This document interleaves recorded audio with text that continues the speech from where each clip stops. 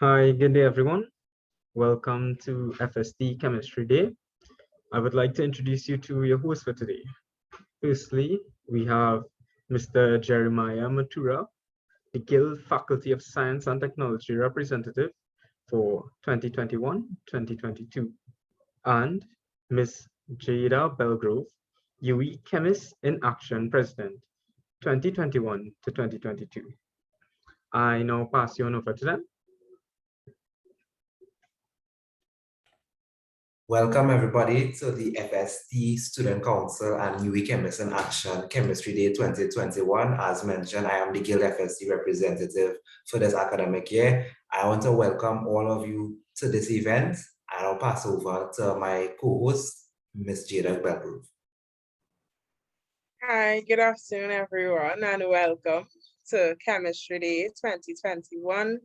I am the president of UE Chemist in Action, Jada Belgrove, and I just hope that everyone enjoys the presentations that we have in store for you all, and that you learn something new today.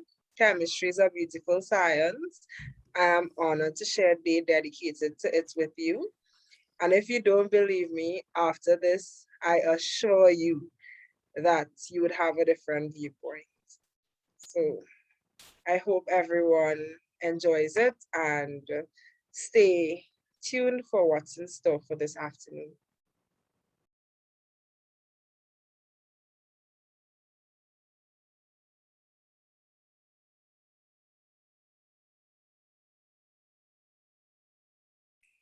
Right, so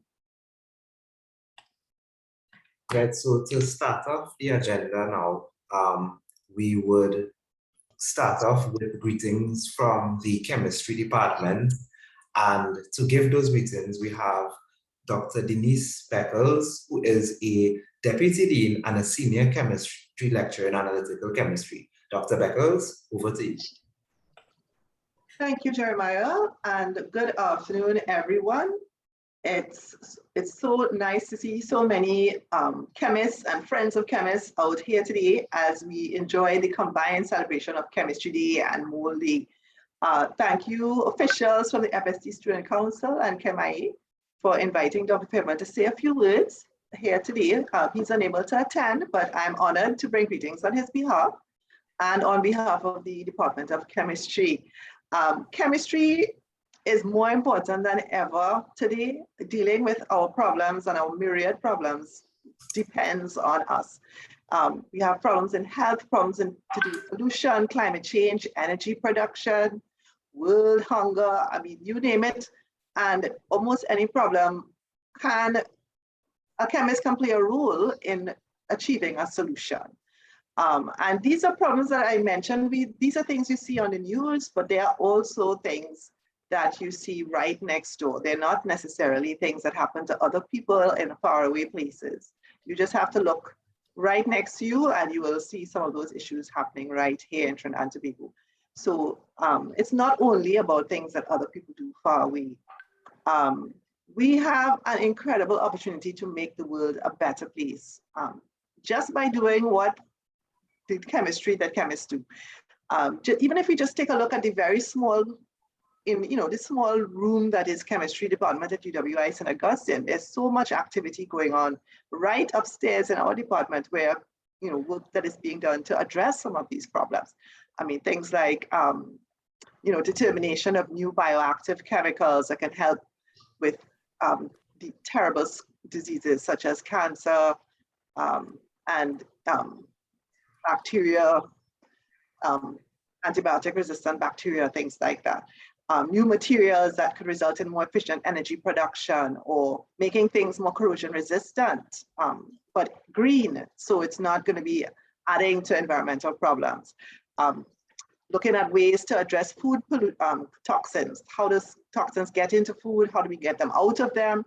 How do we make the food safer to eat?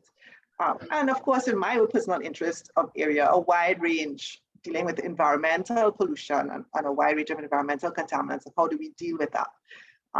These are all areas under active research right here in our department. And as a chemist, you can play a role, you can play a part in making these solutions come about, and from, and come out from thin air almost, or from your brain, I guess, to be specific. All right, so some of these areas you're going to hear about today. And I would like to welcome you all to the community of chemists. Even if you are not actually a chemist, you're a friend of a chemist, and that's all that matters. I look forward to a very interesting and exciting afternoon, and welcome to you all. That's it for me. I'll pass you back over to Jeremiah. Thank you for that wonderful introduction, Dr. Speckles. Truly inspiring. I now pass you over to Ms. Jada Belgrove, the UWI Chemists in Action president, for her to offer some greetings to everyone for the event.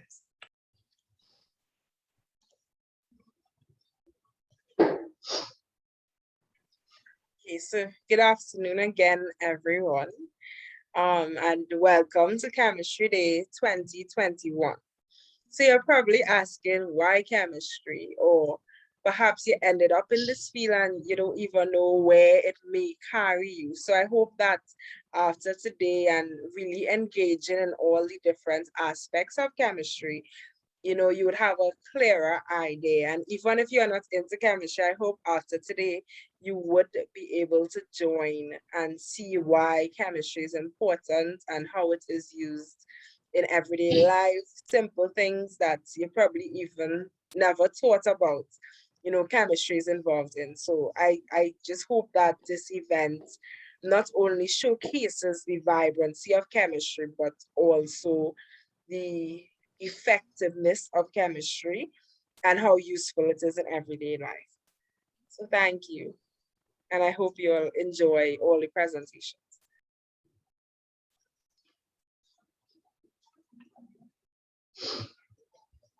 Thank you, Ms. Belgrove, for such a wonderful introduction to everybody. So I would like to address you guys now. So as mentioned before, I am well known as Mr. Jeremiah Mathura, the Guild FST representative and the Faculty of Science and Technology Student Council president.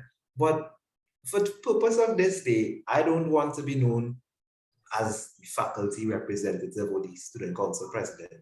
I want you all to remember me as Jeremiah Mathura, chemistry student, a proud member of this amazing department. I just have 3 more courses to graduate from my major, and I can tell you that being in this department has been a wonderful, astounding experience. I have met persons, I have met lecturers, I have met so many people. I've been a member of the UWI Chemists in Action Club for year 1. I served as the vice president last academic year. And throughout both extracurricular and academics, I have been very, very, very appreciative of the home that the chemistry departments have created for our members. Quality lectures, quality teaching, a homely environment once you're in the department. One of my biggest take homes as a chemistry student is just learning about the wonders of the world. There's so much to learn. There's so much things that I didn't know that I learned. And I just want you, if you're not a chemist, if you're just watching this event to support us, I'm telling you, when you leave this event, you're going to learn a lot. And this event is commemorating Mole Day, which is Saturday. And we all know about what the mole, Avogadro's constant. So this day is to commemorate that. And we thank you all. I'd like to thank you all for attending and for taking time off to support us and support the event. I'm telling you, you're going to enjoy it because chemistry is just amazing. Now we will go on to have the chemistry representative, Mr. Nicholas Rampal, who serves on the student council for this academic year as a departmental representative for chemistry. Mr. Rampal, over to you. All right. Good day, everyone. My name is Nicholas Rampol, and I am the Department of Chemistry representative for this academic year. I would like to welcome each and every one of you to Chemistry Day. So I bet you're wondering, why did I decide to pursue chemistry in UWI? There are two reasons behind my rationale for choosing chemistry. The first is in secondary school, in particular Form 5 and Form 4, I developed a love for chemistry, and I became good at it to the point where I even tutored my friends. That became one of the reasons why I wanted to become a teacher along with liking maths. My second reason is, and this is kind of a weird reason, growing up, I was into comic books, particularly into superheroes like Spider-Man, who was extremely smart in chemistry. So I thought, maybe if I study hard, I can become the next Peter Parker. Who knows? Now, I think chemistry as a degree is very underrated. These days, people think medical sciences, engineering, or even law is the way to go because of the big money involved. But do not forget that money does not always equal happiness. Chemistry is known as a central science. It connects various hands of science like physics, maths, and bio, where at some stages, they need chemistry to understand the complexities of the chemical natures they interact with. It is also quite fascinating to study, from the titration reactions to all the synthesis of organic chemistry, and like studying the components of your environment. But that is enough for me.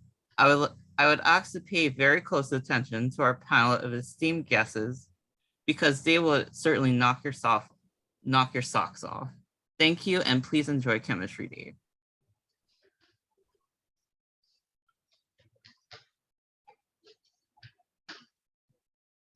Wow. Are you guys blown away by Mr. Rampol's presentation? Next, Peter Parker. That's very interesting. But yes, he's right. Chemistry is the connecting science. And I would now like to introduce a very, very special guest as our keynote speaker for this event. This guest speaker has been in the department both as a student and as a lecturer.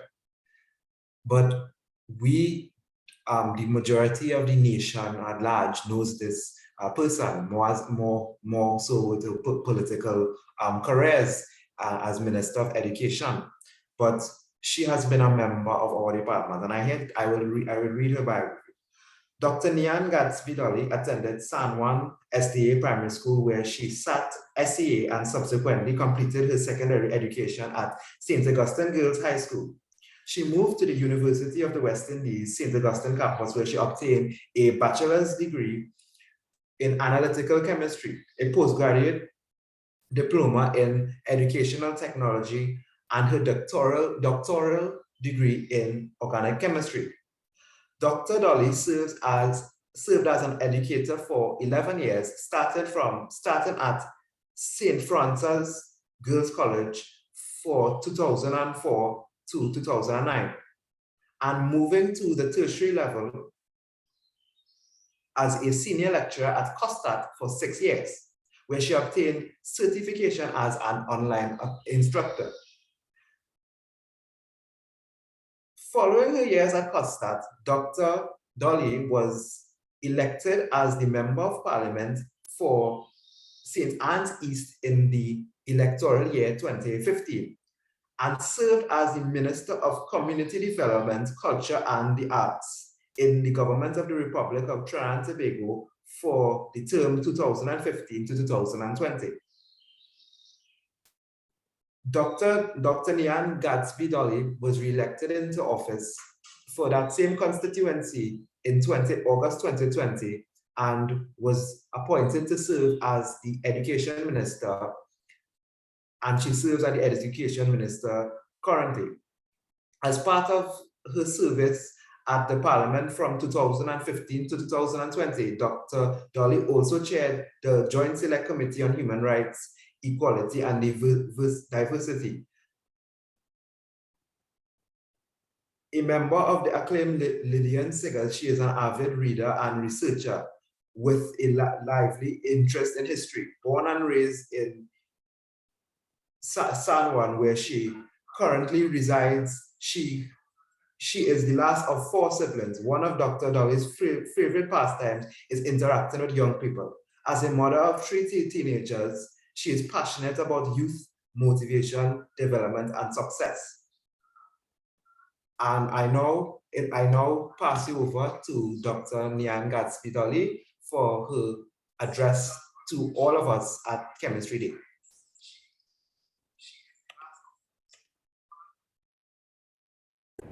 Professor Brian Copeland, Principal of the University of the West Indies St. Augustine Campus, lecturers of the UW St. Augustine Chemistry Department, the 2020-21 Faculty of Science and Technology Student Council President, Mr. Jeremiah Mathura, postgraduate chemistry students and Chem IA, staff, specially invited guests, good afternoon. Thank you, Chair, for your kind introduction, and thank you to the Faculty of Science and Technology Student Council President, Mr. Jeremiah Mathura, for inviting me to be a part of your recognition of Chemistry Day 2021. Like many tertiary level chemistry students, the Chemistry Society as a whole recognizes and celebrates Chemistry Day, October 23rd, or Mole Day. As all of you know, Mole Day is of historic significance in the field of chemistry as it celebrates Avogadro's number 6.02 by 10 to the 23. This number has been the bane of many students, and is one of the main reasons that chemistry, the most beautiful subject in the world, has such a bad reputation. 2020 and 2021 have been unprecedented. The events of these years have changed the lives of every single human alive, and that change has altered our history. It has forced humankind to reach deep, deep into its pockets for its reserve store of resilience. What the last 2 years has also done is remind us of the indomitable spirit of humans, our perseverance, our resilience. But what does this have to do with Chemistry Day? 2021, and I expect 2022, will challenge the world. These years will force all of our minds into survival mode, recovery mode, and they will continue to force us to find solutions so that we can survive. Survival has been our modus operandi. It has been what is driving governments across every nation to do, to preserve their population, to protect lives. However, what is more significant in the context of this is that in the COVID-19 pandemic, the world looked to science for the solution. They looked to those whose love lies in test tubes, micropipettes, centrifuges, and Bunsen burners to solve the problem that is COVID-19, a virus that has affected over 219 million people globally and killed over 4.5 million. Chemistry is and has always been the connecting science, the bridge between the abstract, the organic, and much of what are our shared experiences. We may know some of the most exciting historical moments, but allow me to recap just a few. A 9-year-old boy bitten by a rabid dog, developing into a French chemist with work in germ theory, which led to vaccinations for anthrax and rabies. It also led to the process of pasteurization, critical now to our food, beer, and wine industries. Of course, this is Louis Pasteur. Pierre-Jean Robiquet discovered caffeine. For that alone, he must be a hero. And he also discovered codeine, which I can tell you is a powerful molecule used in cough suppressants and cold medication. And the parents of all small children who have colds can tell you, we bless him every single day for that. Ira Remsen, a former president of Johns Hopkins University, who discovered saccharin, widely used today to sweeten everything from diet soft drinks to toothpaste. Leo Hendrik Baekeland invented plastic. Frederick Sanger discovered the structure of insulin, and he won a Nobel Prize in Chemistry in 1948 for that. And last but not least, Konrad Johann van Houten, a Dutch chemist who discovered cocoa powder and in many ways was the first chocolatier. So why did I call these particular names, and what do they have in common other than being renowned chemists? These persons have changed lives. They've changed the direction of our world, and the impact from living so long ago on how we live today in 2021. The chemical industry, supported by chemistry research, underpins much of our economic and social progress and provides wealth and prosperity for society as we know it. Chemistry is involved in every single thing we do, and as I always say, chemistry is life. And I kid you not, there's no love without chemistry either. Chemists and the work they do and continue to do, and what they have done, shape the lives that we live today. Let's fast forward to the last 2 years. The technology behind the mRNA vaccines from Moderna and Pfizer and biotech is anything but new. Developed over an arduous 40 years, it was the result of an unlikely success story of a Hungarian-born biochemist, Katalin Karikó. 40 years of research work in a lab speaks to deep, deep metal. And I'm sure I can hear an amen to that in the back of the room coming from our researchers. Karikó has shared how, despite many, many failures, and all of us who've done research understand how you feel and how many of those failures there are. Despite those failures, she was clear in her focus. She shared that there were many low points, but every time something went wrong, and I quote her here, I tried to focus on the things I could change. Small wins and incremental progress was her motivation. Karikó has compared the trajectory of science to rowing, and I absolutely love the analogy she used. She said, rowers face away from the direction in which they're headed. They don't see the finish line. They don't see how far it is. They just kind of sense it. And science is very, very often like that. I shared this inspirational story with you because I wanted to focus on 4 key points. Perseverance and persistence, the desire to make a difference, resilience, and believing in yourself. Regardless of your field of study, these lessons will do you well because life always throws you curveballs.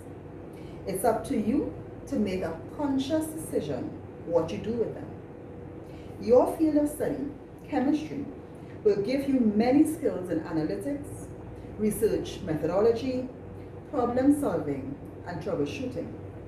It will prepare you for a variety of careers, from developing new building materials to pharmaceuticals, cosmetics, food. If I may just add, it might also prepare you for politics.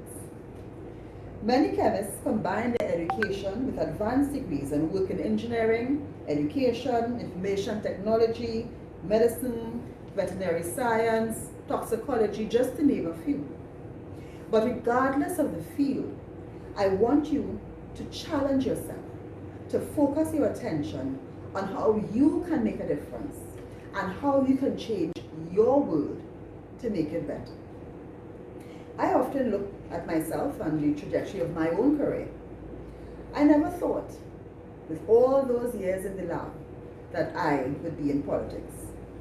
As you know, I am a fellow chemist. My PhD is in organic synthetic chemistry, and I still consider myself an educator, and now a politician and Minister of Education after having served 5 years of ministry as Minister of Community Development, Culture, and the Arts.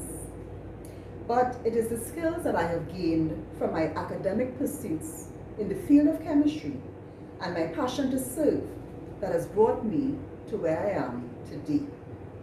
I learned to deal with intense frustration. I learned to make do. I learned to improvise.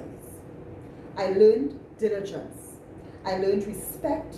I learned resilience. I learned discipline. All of this from my career as a chemistry researcher.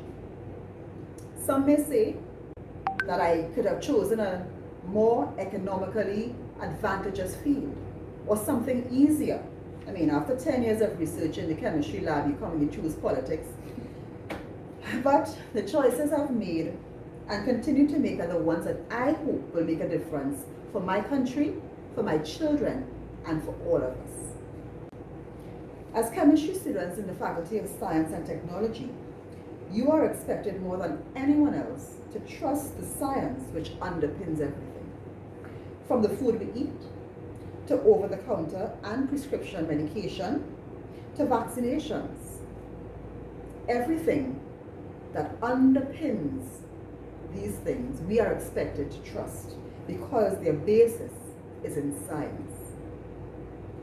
Our role is to demonstrate that trust and through our actions to continue to show the significance of studying chemistry. What we do must make a difference. It should change the world, even if it is just the world around us, in our own sphere of influence. We must solve problems. We must apply the scientific method to every challenge that we face. We must show that the study of chemistry has benefited our lives and changed us for the better. Like Kathleen Carrico, we will all face many challenges, but it is how we persevere that will define our success. We may not see the finish line or know exactly how far it is, but we must believe in what we do as chemists and trust that we will get to our solution. Thank you for inviting me to be a part of this year's recognition and celebration of Chem Day. I am completely honored. But before I leave, I must leave you with a chemistry joke. Why was the mole of oxygen molecules excited when he walked out of the singles bar? He was excited because he got Avogadro's number. I'm sorry, I had to do it. Do enjoy the rest of your day.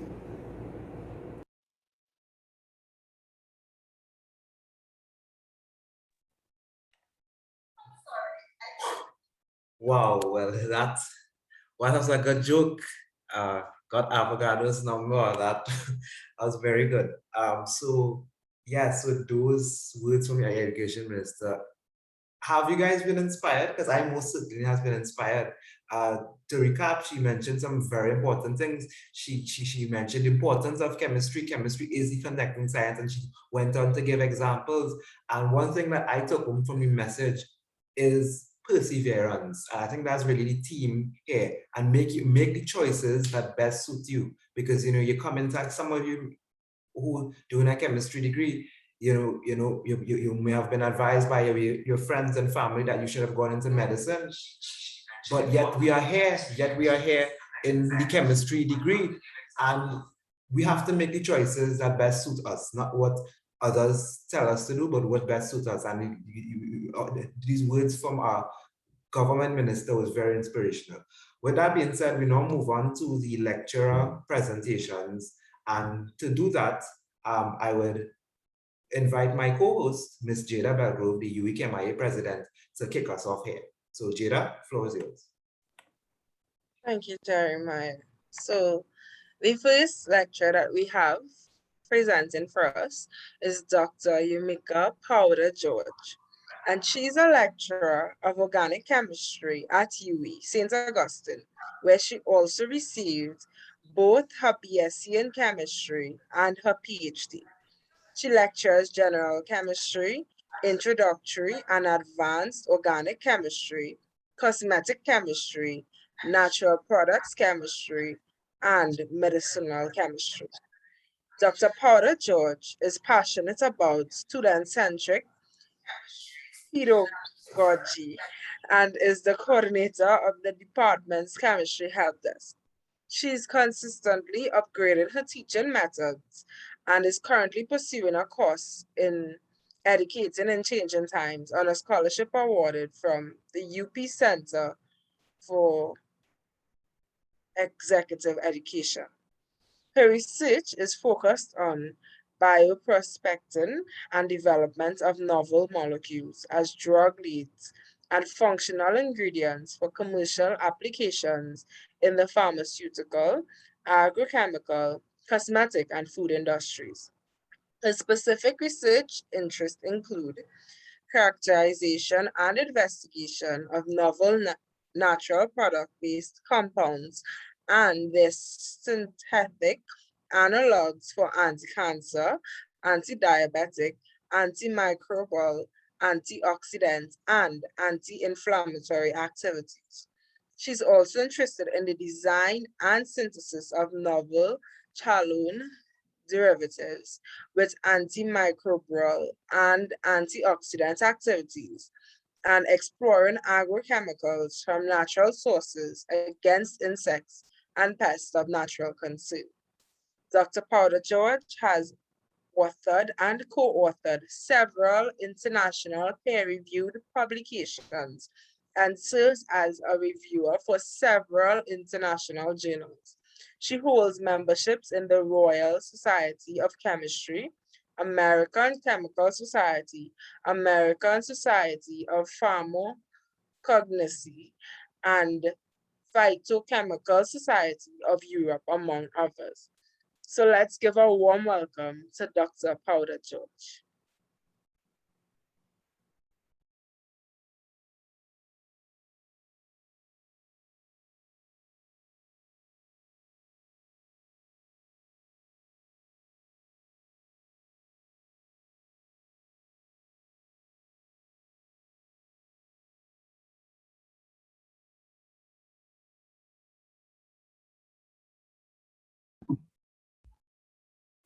My apologies, I just realized I was muted.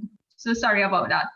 Okay, so good afternoon, everyone, and welcome to Chemistry Day. Thank you for your kind introduction, and thank you for the opportunity to present in this event. And I also commend your team for organizing, this event. It's an excellent initiative. All right, so just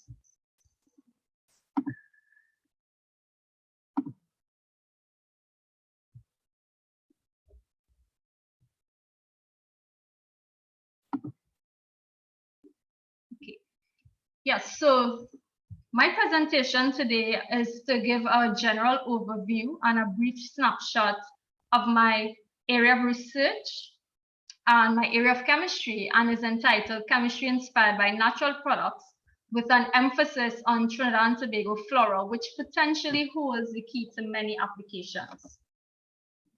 So by now you would recognize, and you would have heard from the previous persons, that chemistry is in fact the most fascinating subject that you can study. Everything around you is chemistry and is so ever present in our daily lives, with many real life applications as illustrated here. Known as essential science, it is a very broad area with many subdisciplines, of which my specialization is organic chemistry.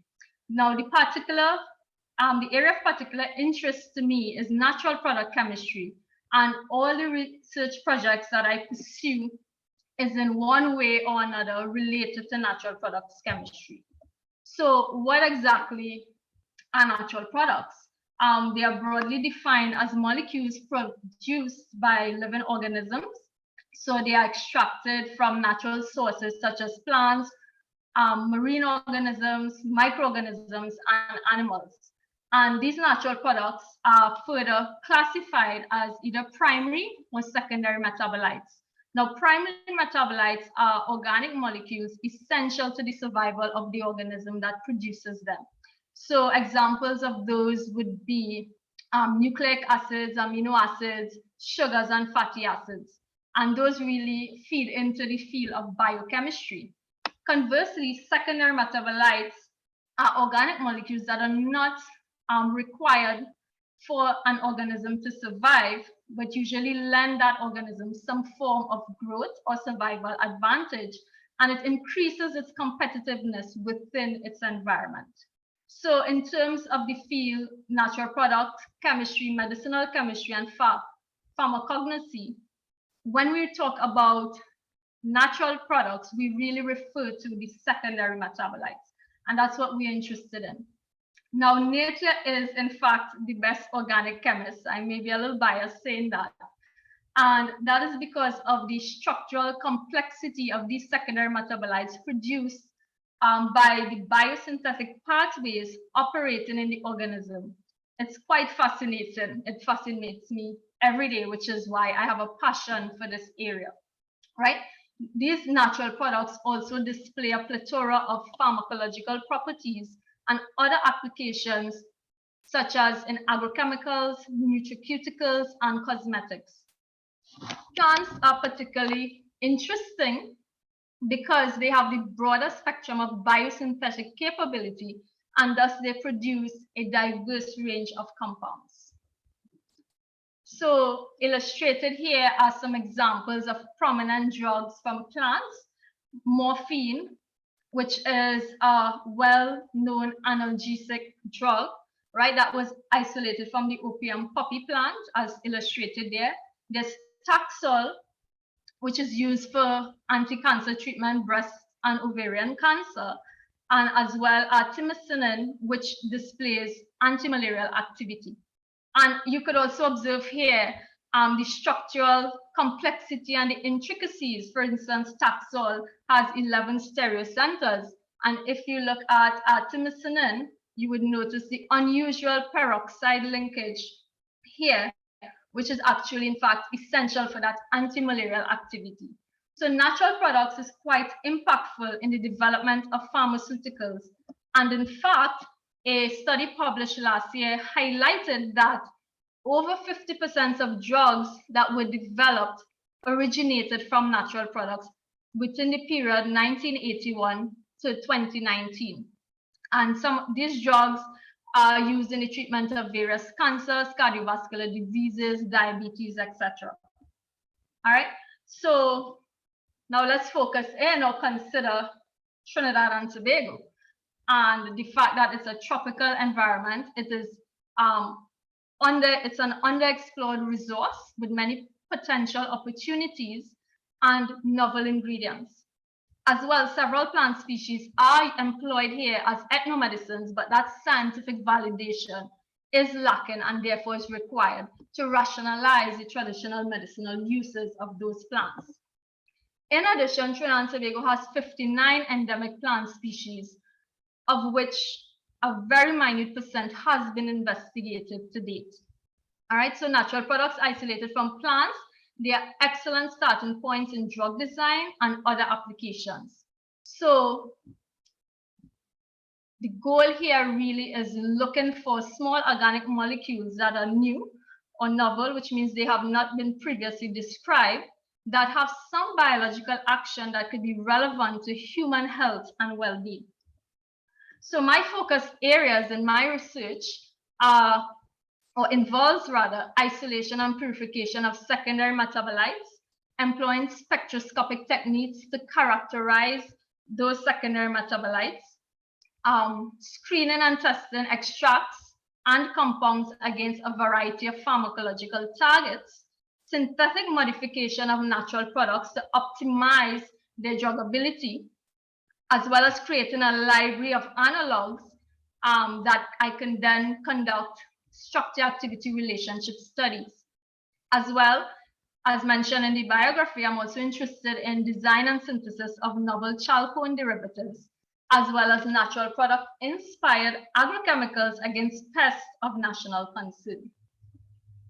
So this is just a short, because I only have 5 minutes to present, a brief outline of some of what goes on in the lab, or what is, what takes place for some of those focus areas that I just mentioned. So basically we start by bioprospecting, which is essentially the process of searching and finding new natural products, determining which plants to look at, looking at the ethnomedicinal literature, ethnobotanical surveys, anything that would cue us in to determine, okay, we're going to investigate this plant, for instance, for antidiabetic activity, that sort of a thing. Once we've done that and we've collected the plants and gone through several steps, we then extract, and we look at those extracts and assess using bioassays, whether it be in vitro or in vivo experiments, to establish any biological activities. And then those are targeted, those extracts, for further fractionation and ultimately isolation of that bioactive pure compound, which hopefully is novel, is new, not previously described. And of course, having done that, characterization of the compound using spectroscopic techniques. So in addition to that, as I mentioned before, I also look at structural modification of natural products, which is really to optimize their efficacy and as well to reduce any toxicity or harmful effects. All right, so as shown on the left here, we can take that natural product and form semi-synthetic analogs, and as well, we could also, depending on if you don't have enough of the natural product to do semi-synthetic work, you can also try to target total synthesis of that natural product and then further derivatize that. And what that will do is generate a library of novel structural analogs that you can then explore any structure activity relationship. If I tweak the compound this way, how does that influence the bioactivity? And that ultimately optimizes the natural product lead. So I just want to highlight before I end that all of this is an interdisciplinary collaboration. So yes, we the chemists, we would focus on the isolation, the identification, the structural modification, any synthetic work, but we also involve complementary alternative medicine specialists or traditional medicinal specialists who would aid in the plant selection, as well as botanists who would identify and authenticate the plants. And that's usually done by the National Herbarium of Trinidad and Tobago, as well biologists and pharmacologists who would conduct the bioassays, the pharmacological and mechanistic studies. And if any of this, of course, goes to clinical trials, then we employ the clinicians. All right. So I want to leave you guys with this quote from the current ACS, the American Chemical Society president, as he congratulated the winners of the Nobel Prize in Chemistry 2 weeks ago. And he says, the ability to create new compounds to address human problems is the strength of chemistry. And he also, in that statement, referred to chemists as magicians. And I do agree with him, and hopefully you as well. All right. So any questions or comments, feel free to get in touch. My email is shown here, as well my website where you can view publications from my research work to date, as well as a link to ResearchGate. And I do sincerely thank you again for the opportunity to present today, and I thank you for your attention.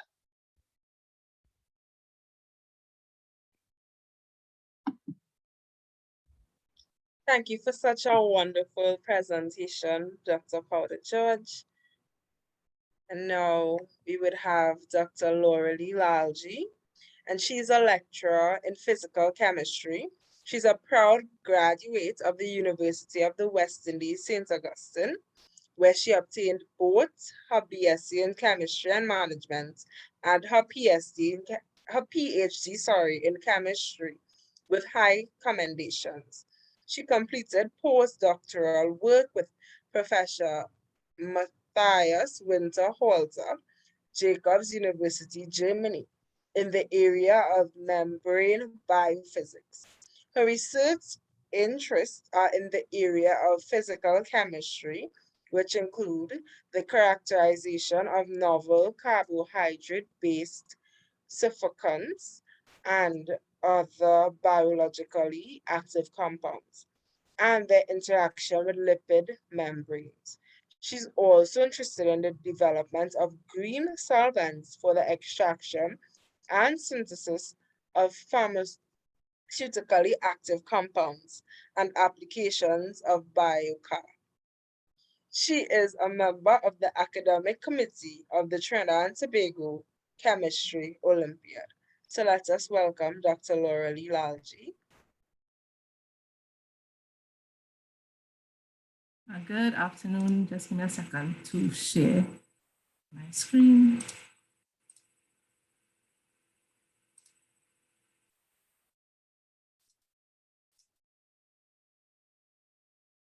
Okay, so good afternoon, everyone. Thank you for inviting me to speak this afternoon. Just trying to adjust, just bear with me just to adjust the screen to slideshow.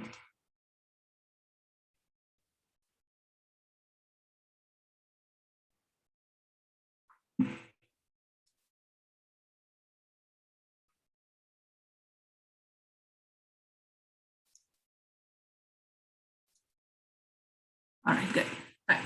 Again, sorry about that. So good afternoon, everyone. Thank you for having me and for inviting me to speak this afternoon. I'd also like to share in the sentiments of Dr. Porter George and congratulate you on a job well done for organizing, the entire team for organizing this chemistry day, this event this afternoon. So I would be speaking a little bit about my research or the research that I do in physical chemistry. But first, I would like to start by considering, well, what is physical chemistry and why is it important? So physical chemistry uses the fundamental concepts of physics to explain, or the principles of physics to explain chemical interactions and chemical processes. And as we are all aware, it relies heavily on mathematical analysis and statistics to explain how chemical reactions work and to explain the behavior of atoms and molecules, the physical properties of atoms and molecules. And therefore, physical chemistry is core to our understanding of all areas of chemistry because it explains how and why processes occur. So I have listed here several areas. So there are many, many areas, I should say, that many areas that you can do or research areas that you can get into in physical chemistry. What I have listed here are some of the areas that I am involved in, or we are involved in our research group. So I collaborate with Dr. Jalsa on all of my research, and we also have several postgraduate students working on projects, well, some of the projects in these areas. So I'm going to just try to briefly highlight some of the work we've been doing in the lab over the last year or two. And you will notice that each of these research areas have elements of sustainability and green chemistry in it. So we try to focus our work or include sustainability and green chemistry, right? Because of course that is so important now in today's society. So the first area of research I'd like to talk about is the design and synthesis of novel carbohydrate-based surfactants, and the evaluation of their biological and surface active surfactant properties, right? So what is a surfactant? A surfactant is a molecule, it's an ambiphilic molecule. It, within the molecule itself, there is a hydrophobic and hydrophilic region. And the structure of the surfactant actually governs the properties of the surfactant and the different applications of the surfactant itself. So surfactants are actually a very important class of chemicals in today's society because you could find them everywhere from soaps and shampoos to medicinal applications and pharmaceutical applications, right? So this particular research or this particular area that I'm showing here, we looked at the design and synthesis of a series of glycolipophosphoramidate, which is a class of carbohydrate-based surfactants. And the advantage of carbohydrate-based surfactants is that they are derived from a renewable resource. So they are environmentally friendly, biodegradable, biocompatible. So these glycolipophosphoramidate, so to assess there's a novel compound. So to assess their ability or a key indicator of their efficiency to act as a surfactant, what we did is we monitored we looked at the, so I could get pointer here. So we looked at the ability of these novel compounds to lower the surface tension, reduce the surface tension of water.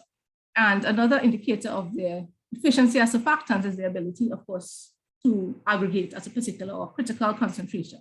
So what we found, if you look at the graph that is shown on the right of the slide, this graph is a Gibbs isotherm, and it shows that for our surfactants, these novel molecules that we synthesize, these were very effective surfactants. And what a very promising result that came out of this work, a very promising result that came out of this work was the type of aggregate that the carbohydrate surfactant form in solution. So what we saw was we used different techniques. We used atomic force microscopy and dye encapsulation studies. And what we found was that these surfactants were capable of forming vesicles, vesicular structures, which is this sort of spherical aggregate that you're seeing here. And this is a very promising result because vesicles, we can take advantage of vesicles in terms of drug delivery vehicles and nano carrier applications, right? So there's a lot of potential with this class of surfactants in that field.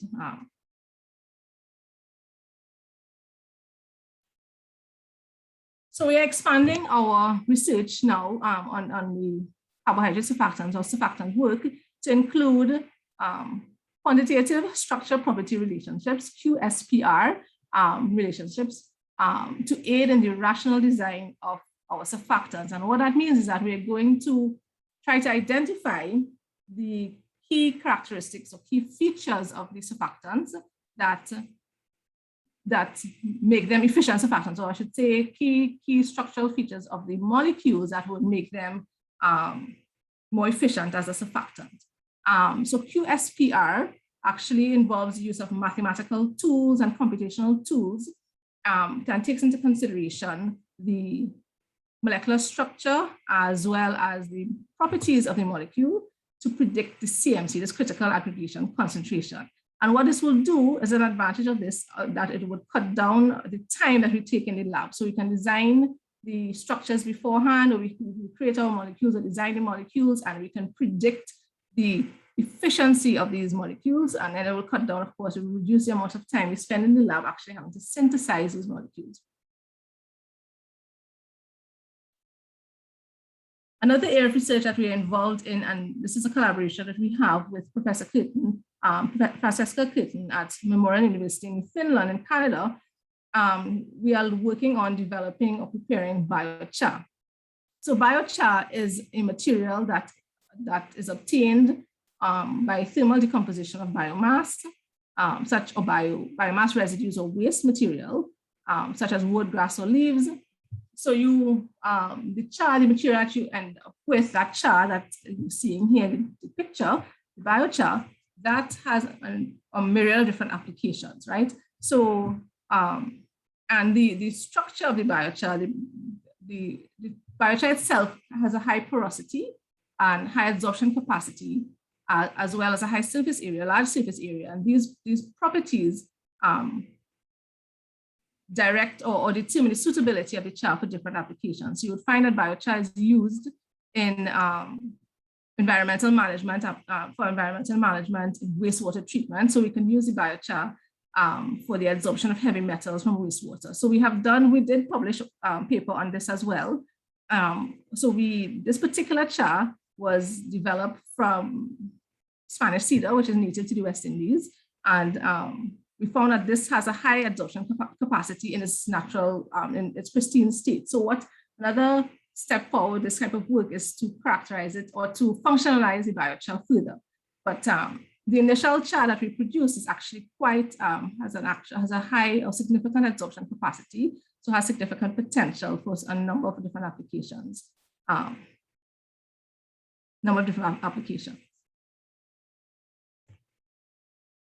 And finally, and as I said, is a sample of the research that we're doing within the group. So finally, we're also looking at evaluating dimethyl ether, DME, for the extraction of pharmaceutically active compounds, as well as its use as a reaction solvent. And dimethyl ether is an environmentally friendly solvent, it's non-toxic, and this is a very topical area because Trinidad and Tobago has a DME producing plant, right? And so we did a couple of papers, we do have a couple of papers on this area where we looked at extraction as well as reaction, it's used as a reaction solvent. And the advantage of using DME in this case as an extraction solvent is that in addition to it being environmentally friendly and non-toxic, it's also, we can recover the DME at the end of the process, okay?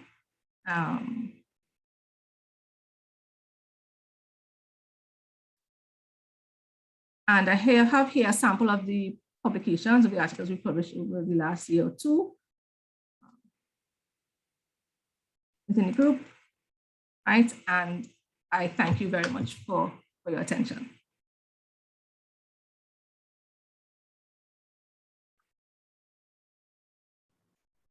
Thank you very much, Dr. Thank you. Lalji. It was a great presentation, and I'm sure everyone enjoyed it and learned something new as well. So now we would be moving on to Dr. Denise Speckles, and she obtained a bachelor's degree in chemistry from Harvard University and a PhD in environmental science and engineering at Rice University.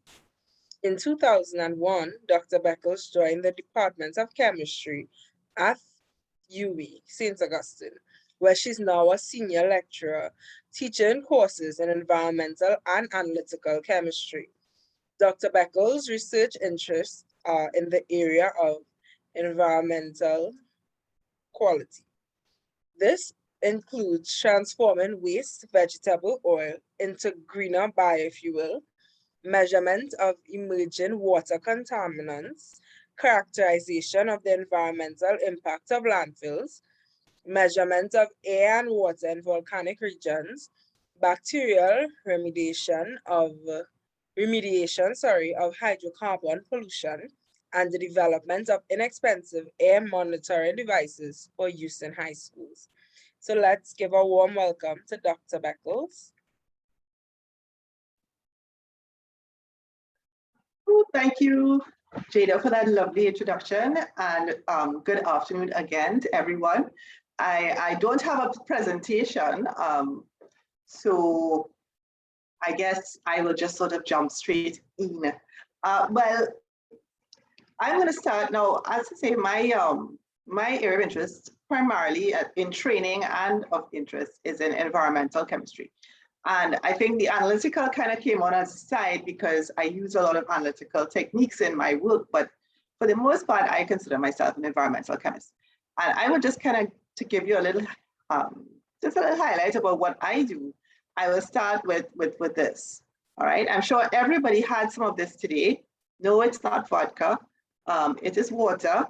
And I bring this here because everybody uses this, we need it, we can't live without it.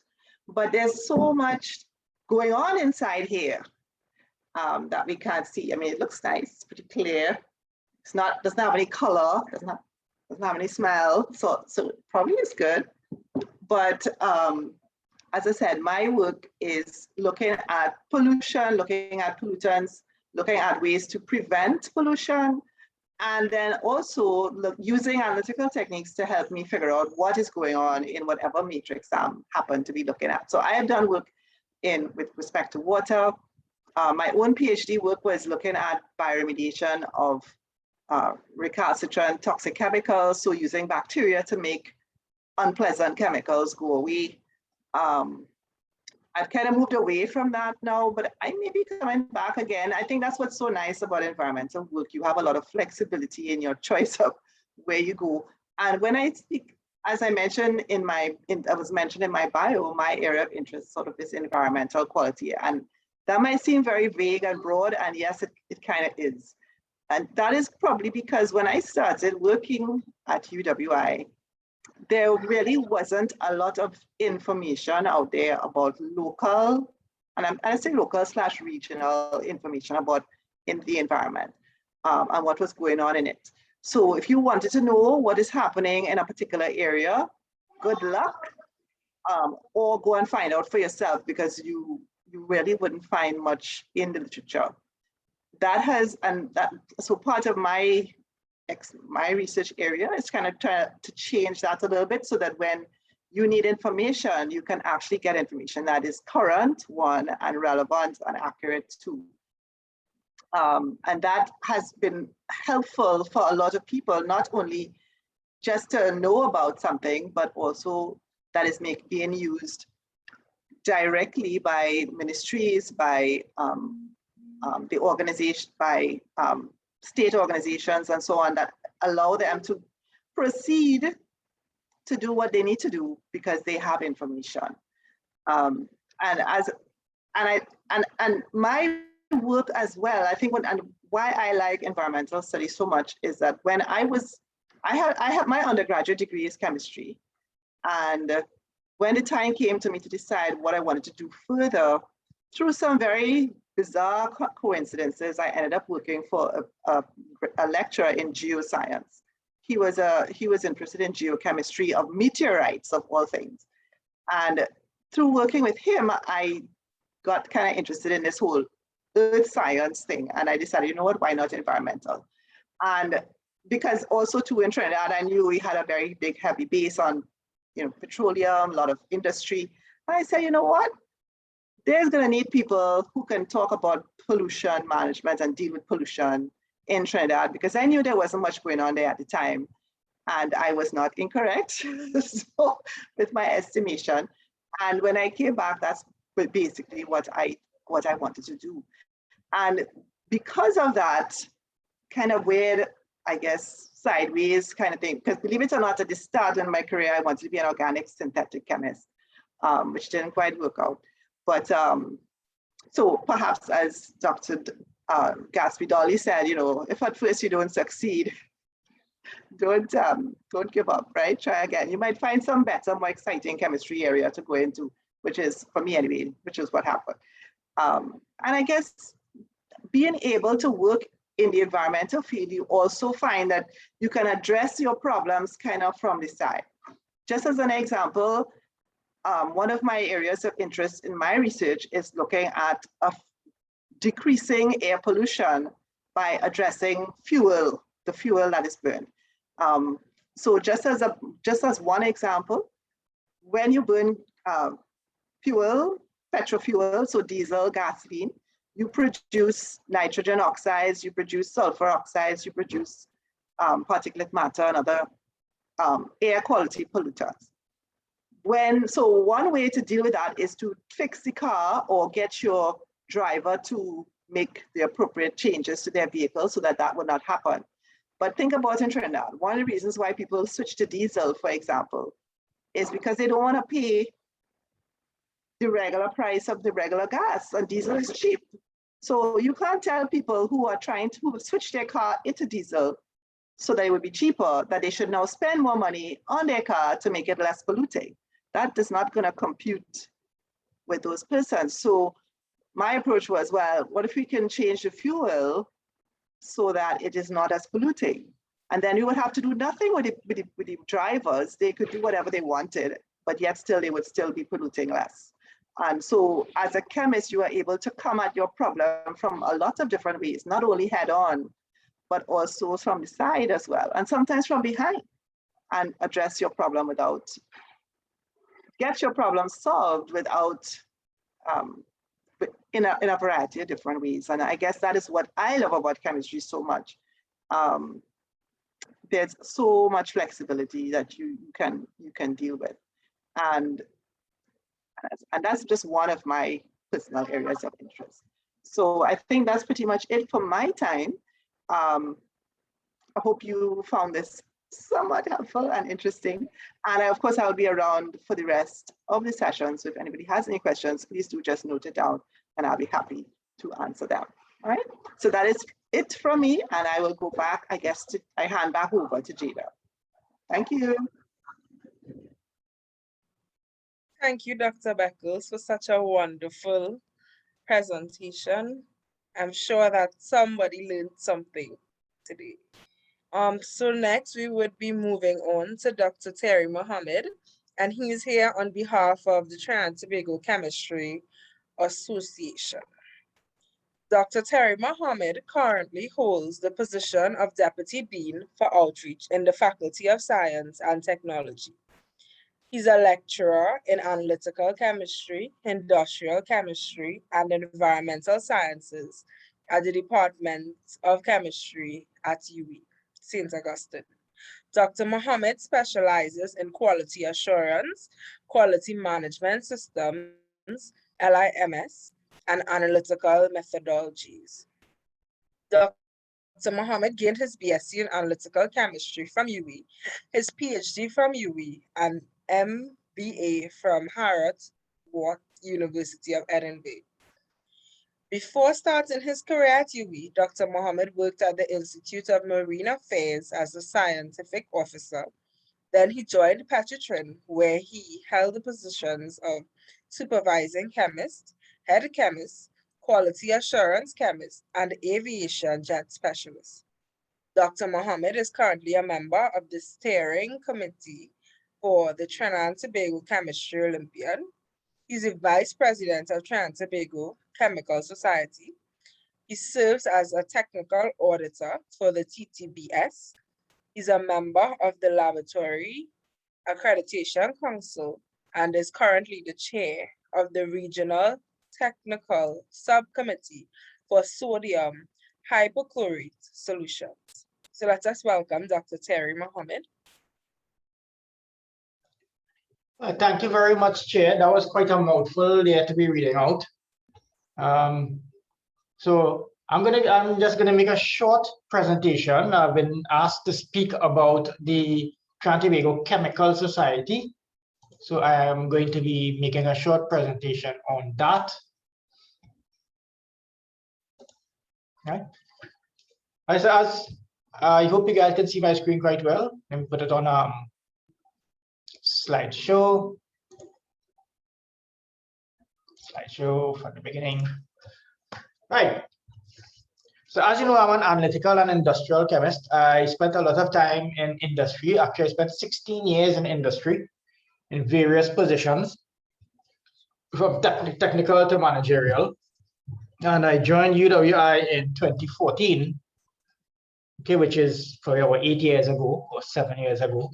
And I currently hold the Deputy Dean of Outreach, where I am currently steering the industry liaison between University of West Indies and Trinidad and Tobago Marketing, Trinidad and Tobago Manufacturers Association, where one of the things that we are doing, and you guys will be very happy to hear this, is that we are doing formal internships and expanding our internship capacity to a lot of companies. All right, so this is one of the things that we're doing, where we're forming very strong relationships with industries that benefits not only UWI but our students as well, and are going to make you guys even more employable than you already are. Now, as our previous speakers have mentioned, chemistry is one of the most employable of sciences. We are the most flexible of sciences, and we are also the central science. So I don't want to sound boastful, but I can tell you that you can go in any industry in Trinidad, Tobago, or anywhere in the world, and you will find someone with either a chemistry degree or a chemistry background. All right, that I can guarantee you. And in fact, it was totally heartwarming today to hear the Minister of Education quoting Avogadro's number. I mean, where else in the world will we ever experience such a thing? So that just goes to tell you the expanse of chemistry. We have one of the largest alumni, and our chemists are not just technical people. Our chemists end up in very high managerial positions. In fact, several of the current sitting CEOs in a number of companies in the Caribbean region are chemists and started up their industrial careers as chemists. All right, so therefore there's a lot of potential for you. It means that you all have to put in a lot of hard work and dedication to your skill and your field and learn the applications of chemistry. Right? Now, as a chemist, we at one point in time introduced the Trinidad and Tobago Chemical Society several years ago. It didn't work out. And this is our second incarnation of it.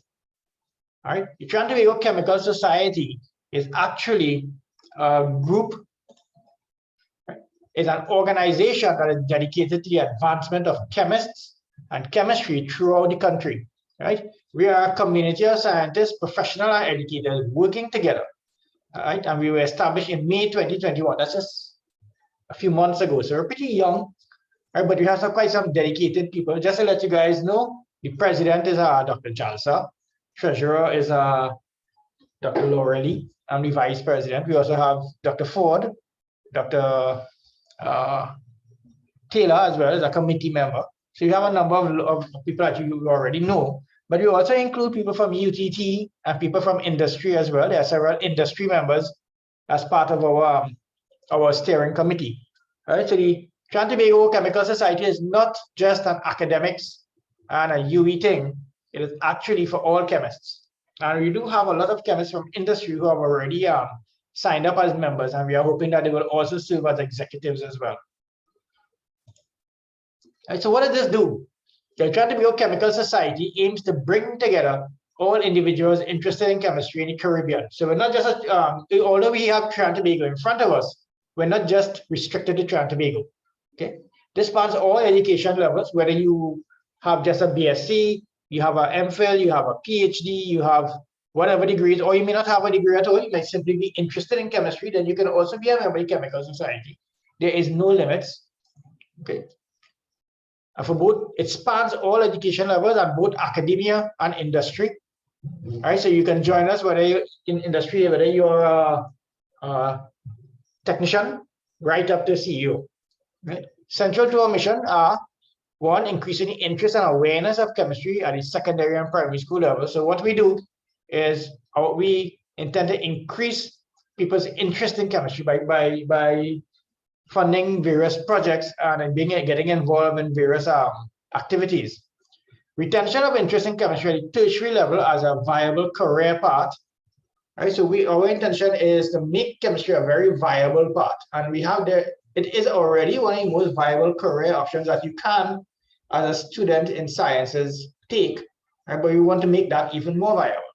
Supporting the advancement of chemical research, right, by linking with a number of chemical research societies.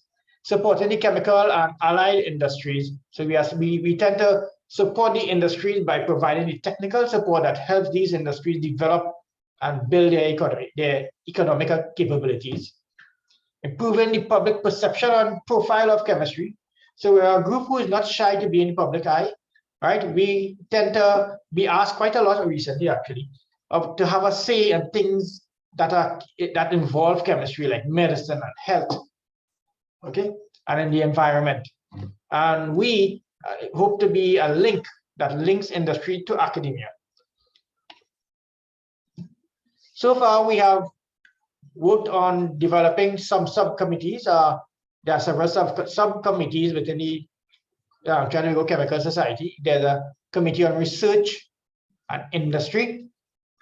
And this committee deals with academic research plus industrial research, developing new products, finding out safe and more efficient ways to create products and to work, etc. Outreach and education, by being able to raise interest in chemistry and to raise education levels in chemistry, by looking at raising funds and using those funds for various activities to support all of these things. And we even have a newsletter where we have an editorial board so that information can be transferred and distributed throughout. Right? Our members have access to a lot of conferences, workshops, training, both local and international. Now, the Trinidad and Tobago Chemical Society is an affiliate member of the RCS, Rural Chemical Society. And so therefore, as a result of that, whenever there are conferences that are endorsed by the RCS, right, we tend to be able to get preferred treatments to those, or preferred access to those, access to newsletters and selected RCS publications, access to national and international funding for projects, because we represent the voice of chemists in Trinidad and Tobago.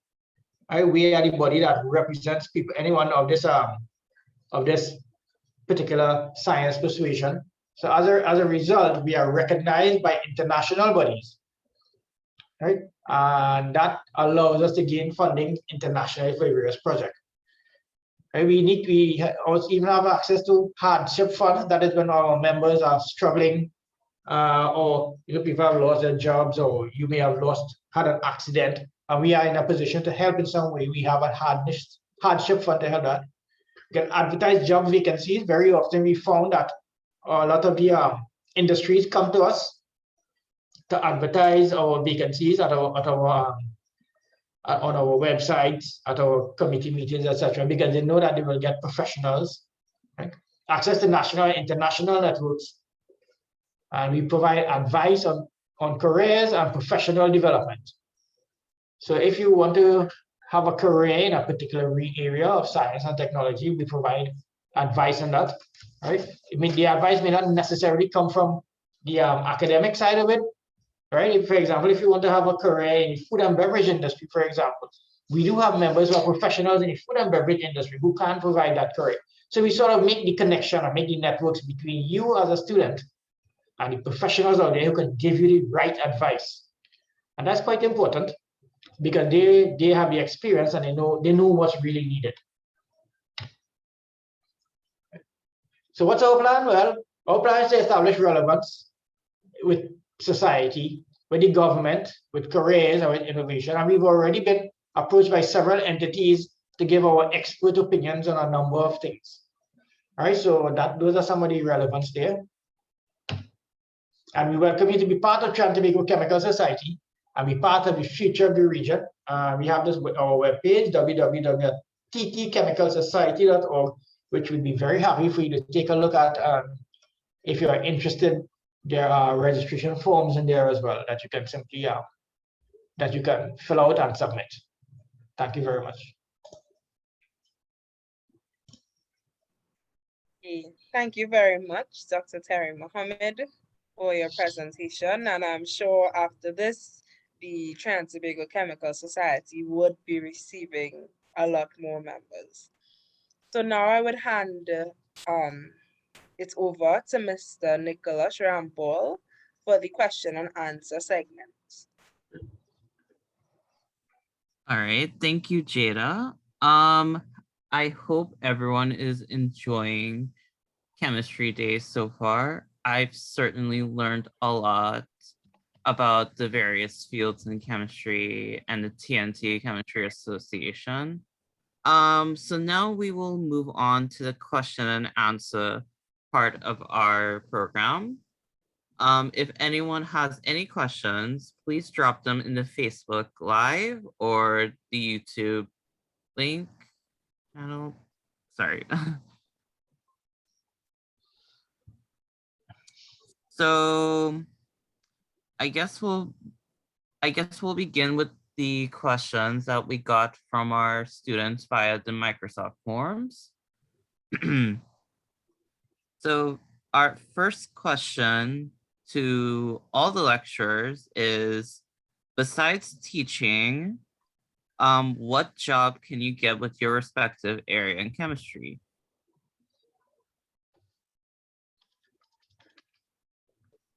I think Dr. Mohammed is the best one to answer that. But before Dr. Mohammed jumps in, I would just like to say, don't discount teaching as a exceptionally rewarding and inspiring career. That is what I've always wanted to be. My whole life I wanted to be a teacher, and here I am. But I would also say, if you don't find that inspiring, then don't do it. We have enough bad teachers out there. You don't need to add to them. But don't. So I always hear it seems as if teaching is on the side, and nobody really wants to do that anyway. But it is an incredibly inspiring and rewarding career. So don't discount it. But apart from that, I think Dr. Mohammed is probably the best person to answer that question. So I'm gonna volunteer him one time. All right, thank you, Dr. Beckles.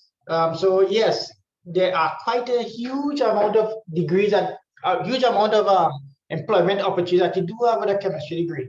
The number one thing I would like to tell you is that when you're looking for a job, do not expect to see the word chemist in front of it or in the back of it or somewhere in the middle of it. because jobs out there rarely have the name chemist on it, right? What they do, the jobs are based on specific skill sets. And these are skill sets that you would have gathered as chemistry students, right? Let me give you an example. You will probably see a job for quality assurance specialist. And you will wonder, I can't do that. I have a degree in chemistry. Well, in case you didn't realize, what part of the skills that you learned in chemistry is quality assurance, right? One of the things I know Dr. Speckles has been teaching a lot, and myself, are things like quality assurance, quality control, and the various tools that I use. And those things I use in every industry. So you'll see people in the construction industry, electronics industry, computer industry, all over using quality assurance. And that is one of the skills that you learn.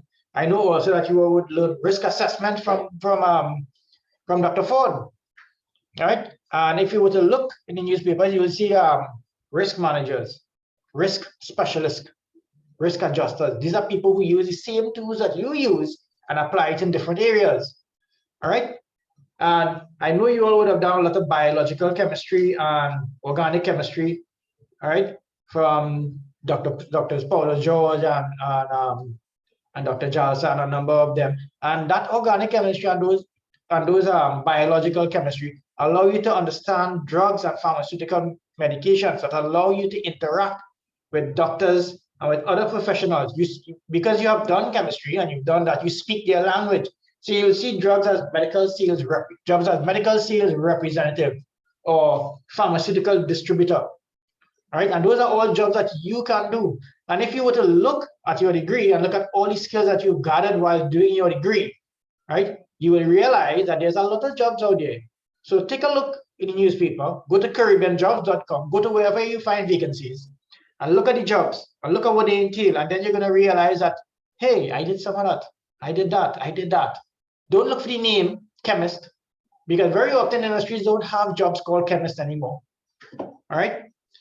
Look for the skill that you got and so it matches. And you will be amazed at the amount of jobs that you can do. Seriously, even the food and beverage industry as well. Product development, right? Many of our chemistry graduates are into product development, developing food products for food and for the food industry in places like Angostura, Blue Waters, etc. Even tastemakers. You might hear there's a company called Tastemakers, and their job is to develop flavors, even dyes and colors, paint industries, right? A lot of the stuff that you learn in chemistry exposes you to those areas, paper pulp manufacturing.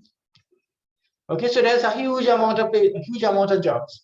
It's just that you need to change your perspective in the way you look for a job, right? You don't look for a job expecting it to match the name of your degree. So I did a chemistry degree, so I need to be a chemist. But you look for a job that matches the skills that you gained. All right, and don't expect that when you go for a job that you will know every single thing that they require, because they don't expect you to know every single thing that they require, but they expect you to have an idea. And I can guarantee you, when you graduate a chemistry degree, you have an idea about most of those components of jobs. So I think once you change your perspective, you change the way you look for a job, right? You will realize the valuable degree that you have in chemistry. I think that's me. Okay, thank you, Dr. Mohammed. Does Dr. Lalji or Dr. Powder or anyone else want to add to that? I would just add that polymer chemistry is also very important in oil and gas as well, right? So in addition to all the different areas that Dr. Mohammed mentioned, polymer chemistry has a significant role in oil and gas industry as well. So that's another field you can get into. All right, thank you, Dr. Lalji. Anyone else want to add to that question? Before I go, sorry I had to cut in. I have to run off now because I had a meeting with the dean, which I put off to be here. All right, but I just want to add one more thing that do not be afraid to be innovators and start your own business. All right, because as chemistry students, you have that skill to create products or to find out what the society needs and develop products for it. Right? We have people who've gone into cosmetics, into sanitizers and sanitation, industrial level sanitation, into polymers, all right, into agriculture, into supplements. So you know, these are all areas that you can go into as chemists. And though you shouldn't be afraid of it, because a lot of companies that startup is very risky, right? There's a possibility that it may not succeed, right? But you don't stop, you try again. And eventually businesses will always catch up. But do not be afraid to try for businesses as well. That way you're your own boss. You don't have to work for anybody. And don't think that is a blessing. That's actually harder than you think, because then there are no sick days. You can't stay home. You can't go to work late, because if you don't work, you don't make anything. Right? But bear in mind that being employed is important, but also keep in the back of your mind that you can also be self-employed, and you could use those skills to make yourself self-employed as well. Thank you very much, Dr. Muhammad, for your advice. We have another question, and this is addressed to Dr. Beckles. So to Dr. Beckles, what is the most dangerous chemical in the world? I think that depends on your point of view. Do you mean a chemical that is very, very reactive, a chemical that's very poisonous, a chemical that's, because even some very innocuous looking chemicals can cause a lot of damage, you know, with the right circumstances. My favorite example is potassium nitrate, which is what brought down the, well, it was a long time ago now, I suppose, but the Oklahoma federal building, half of that building disappeared in a bomb that was made out of fertilizer and diesel. So, and literally half the building disappeared. So I think it really depends on your point of view. I mean, chemistry is an exciting field. I don't think, I have no other question, no other answer. All right, thank you, Dr. Beckles.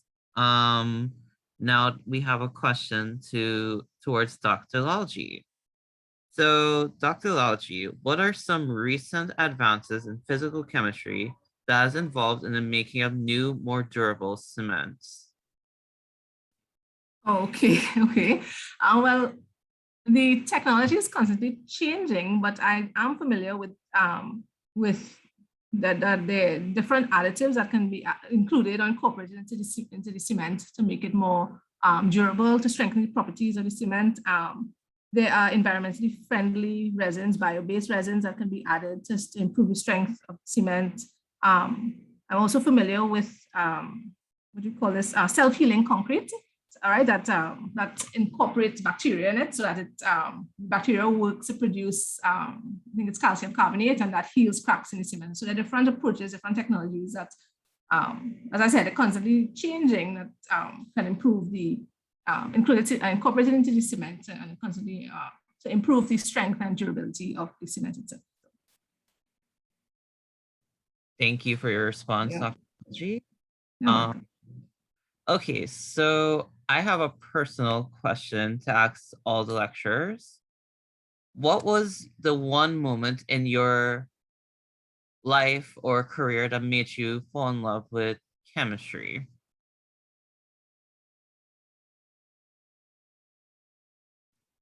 Well, I think I will start. I take in front. I actually fell in love with chemistry at O levels when I was doing it at Holy Name. My chemistry teacher, she was very inspirational, and she just from that point on, I fell in love with it, and I continued with it from then on. So that's what really inspired me to continue in chemistry. So she was my inspiration at secondary school. That's awesome, Dr. Lalji. Thank you. Dr. Beckles, do you wanna? Okay, sure, I'll jump in. I guess my story is somewhat similar to Dr. Lalji. I would also agree, sort of somewhere in high school was when it kind of, I decided it in my mind, that's what I wanted to do.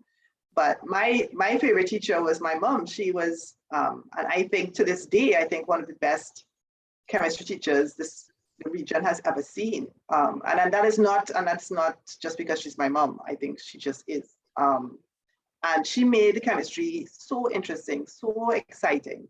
And it was something that, and then I was good at it. So why not continue? So which is why I point out that don't discount teaching as a great career option, because teachers touch people's lives like almost no other career can do. A good teacher can do incredible things, as can a bad teacher do incredibly bad things. But I think most people probably figure out this. Somebody inspired them at some point. So that's it for me. I agree, Dr. Beckles. Like, for me in secondary school, I was kind of discouraged from doing teaching because, I think teaching is very underrated. It's not respected enough, and it takes a lot of patience to master.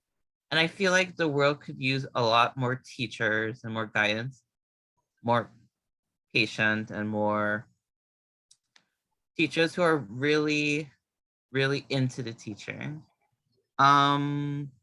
Dr. Mohammed, do you want to? Yeah, sure. I can add to that. My experience is actually the exact opposite of Dr. Beckles and Dr. Lalji. In fact, in secondary school, I hated chemistry. It was my worst subject. I didn't like the best carbon atom anybody threw at me. Just didn't like it at all. Right? I just happened to know enough to pass it. And to be honest with you, my favorite subject was history. I've always been a history buff. Still like it. Right?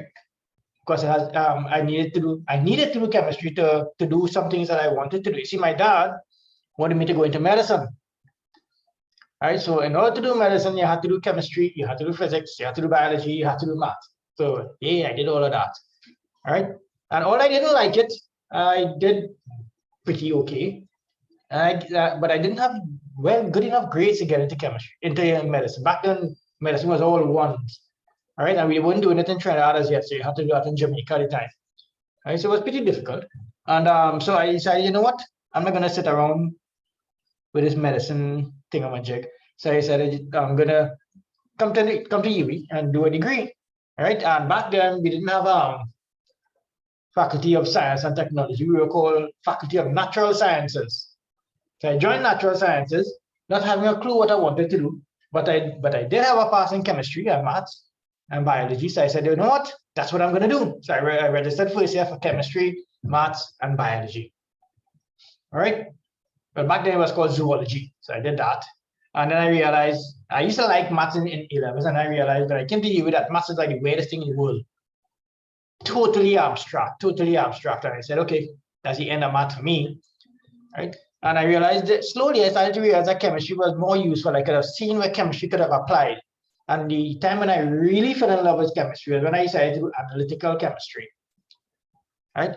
When I decided to do analytical chemistry, I started to realize where this whole chemistry was going to be applied all over the place. Anyway, I used to see companies needing chemistry. And this whole analytical area made you more employable. And analytical is kind of like applied chemistry. So you learn chemistry, but you really see the use and the value of it when you actually apply chemistry in different areas. All right. And everybody who does a master's or research will tell you whenever they're doing a master's or research is when you really start to learn chemistry. Because I mean, as you guys know, I was a student at one point in time as well. And very often we just do our subject just to pass exams. And then after exam is ended, you're totally blank. You can't remember anything at all.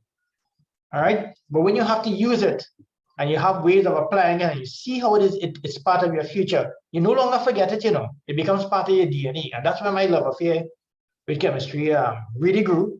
And then I got a scholarship to do medicine. And I told my dad, you know what? I like chemistry. I'm going to stick with it. I think I will have more job options with chemistry than with medicine. And of course, he was very upset. He didn't talk to me for like a whole year, which wasn't that bad. I could have done a year break anyway from him. Right? So that was then. And eventually everything fixed. And yes, chemistry did give me more career choices. I mean, if I did medicine, I could have done only one thing, been a doctor, work in the hospital. If I didn't like it, well, too bad I couldn't change jobs, because that's all there is for medicine. But as a chemist, I could move from place to place to place to place. If I didn't like it, I could move on. And every time I move on, I get better and better and better and better. and I can do different industries if I wanted to. So I found chemistry to be most useful, firstly, and then I learned to love chemistry after. So that's my story. It was a bit long, but I hope it was useful somewhere. I think that's an amazing story, Dr. Mohammed. Our next question is, all right, to all the lecturers, what is your favorite element in the periodic table? So Nicholas, I'll go first since I've been pretty silent. I think Dr. Mohammed, said a lot, so I passed on that Sure. question. But I would say, for obvious reasons, to me, carbon, all right, because I'm an organic chemist. So I would select carbon for mine. All right, thank you, Dr. Powder. Anyone else wants to go next?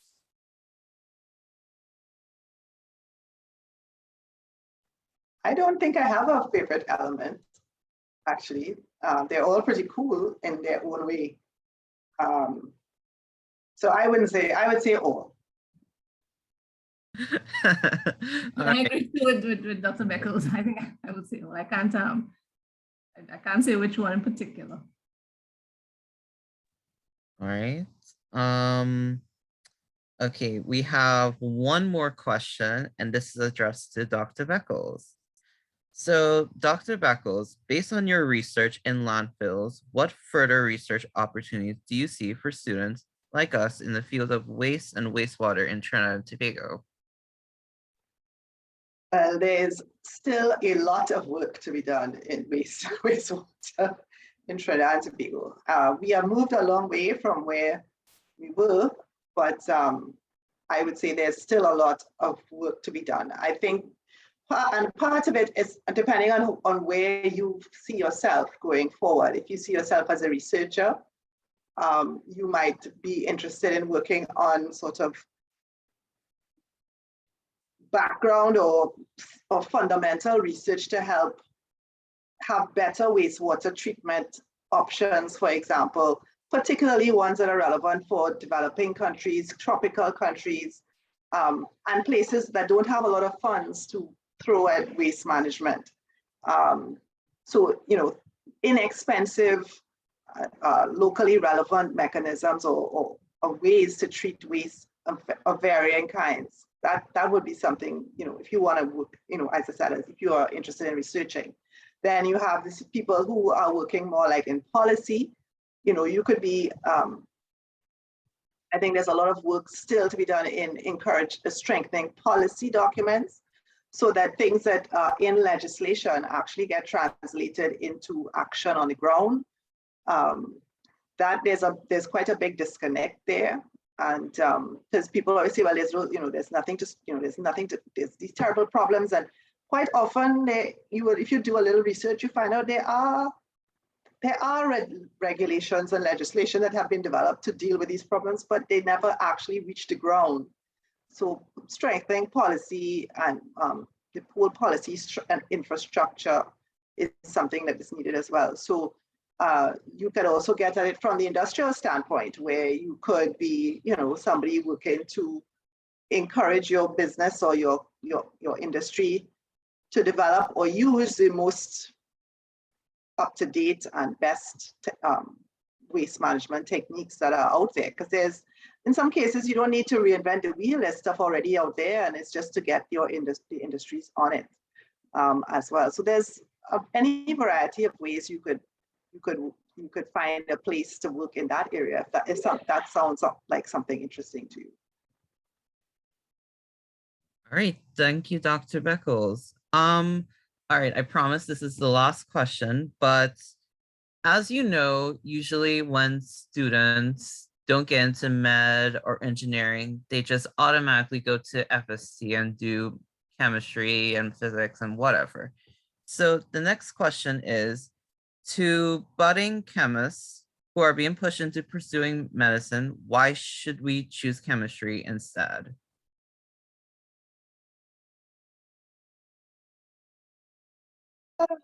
Well, I think Dr. Mohammed answered that question already. I think for me personally, I think you should always choose something that you feel a connection to. I mean, I'm not going to say it's your dream job or whatever, because when you start out, whoever gets their dream job from the very first day, I mean, that doesn't happen. But you want to choose your skill set such that it will allow you to achieve your dream job at some point, or your dream career, because it doesn't have to be a job. And that is the most important, because to this day, when I will tell people I can't be a doctor, he's a medical doctor. I couldn't deal with that. It's just not something I would want to do every day of my, the next 40 years that's not something I can see myself doing. And again, as Dr. Mohammed said, if you're doing medicine, that's pretty much all you're trained to do. And if you need to switch, you've got to retrain yourself, whereas chemistry is a lot more flexible. I will say that it can be a challenge to convince parents of this, particularly if the parents are funding your education. But that is a conversation I guess you would just have to sit down and have a chat, I don't know if anybody else wants to jump in on that.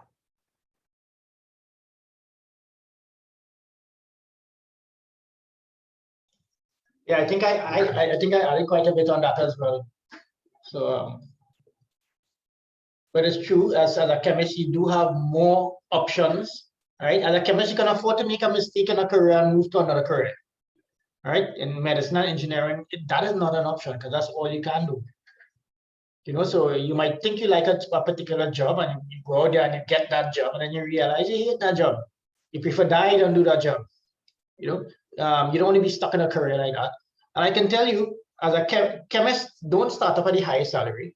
We start off somewhere in the middle, but I can assure you, in the industries, you move faster than everyone else. And the salary of someone with chemistry experience after the first 10 years of your career is gonna make doctors blush. They're gonna wish they went into chemistry after, because salary differences are quite huge after that. Initially, it's not, but you move very quickly as a chemist, and therefore you find that your salary start to increase significantly, especially if you're in industry. And also, if it's money, a good salary you're looking at, degrees in chemistry actually do afford quite a decent salary, right? And the nice thing as well is not only does it afford you a decent salary, it also afford you a decent lifestyle, right? Nobody wants to be working 24 hours a day, always on call, okay? Always under pressure. Sometimes as a chemist, you have a regular job. So, you go to work, you do what you have to do. After that, you have a life, you have family, you have friends, you have a good quality life. So, so there's more to a career than just making money, right? There's also a soundness of mind and having a good life, even having a family life as well, And chemistry allows that a lot more than many of those other high pressure pot jobs as well. And trust me, I'm talking from experience, because that's how I kept my sanity many times. Thank you for the response, Dr. Mohammed. And that concludes our Q&A section. Thank you very much, everyone, for sending in your questions. And thank you to the lecturers for answering them. Your advice and responses are very appreciated. I will now hand over back to Mr. Matura. Thank you for that, Mr. Rampal. I just want to recap. We learned a lot from our lecture presentations and Q&A. One of the biggest, just want to go on the public record saying that natural products is my passion. So that first presentation really touched me right here. So, but one thing that I really want to just share personal notes, that it was really touched on here, especially by Dr. Mohammed. After winning a national scholarship, my first thing my principal told me is, Jeremiah, send any forms to MBBS or go to RCSI and stuff. And I said, and I took a gap year, and I really had to reflect it and, really think that, and one of my biggest considerations was, what if 10 years down the line and I said, I don't want to be a doctor, or I make a mistake, or I get involved in malpractice and stuff, and all those stuff I had to wrestle with. And then after I saw my chemistry textbook, I can't even read the Susan Mirage, and I remember seeing that, and it was like, you know what? I think a career in chemistry would suit me best, you know. And I went and did extensive research, and it confirmed what Dr. Mohammed was saying, that with chemistry, it's not just a chemist you're being. There's so many things that involve chemistry. And the funny thing about it, it doesn't even have the title chemistry in it. So that's one main thing. You have to look at all over we are in all the industries, and all the industries you will find the need for any sort of chemist. And just one thing I noted, Dr. Mohammed said in his biography, he mentioned TTPS, and he's a chemist. We have the education minister chemist. Which other field do you think that is so diverse, where you find everybody in every walks of life from chemists, right? So now that's just my personal take, and it was really excellent presentation.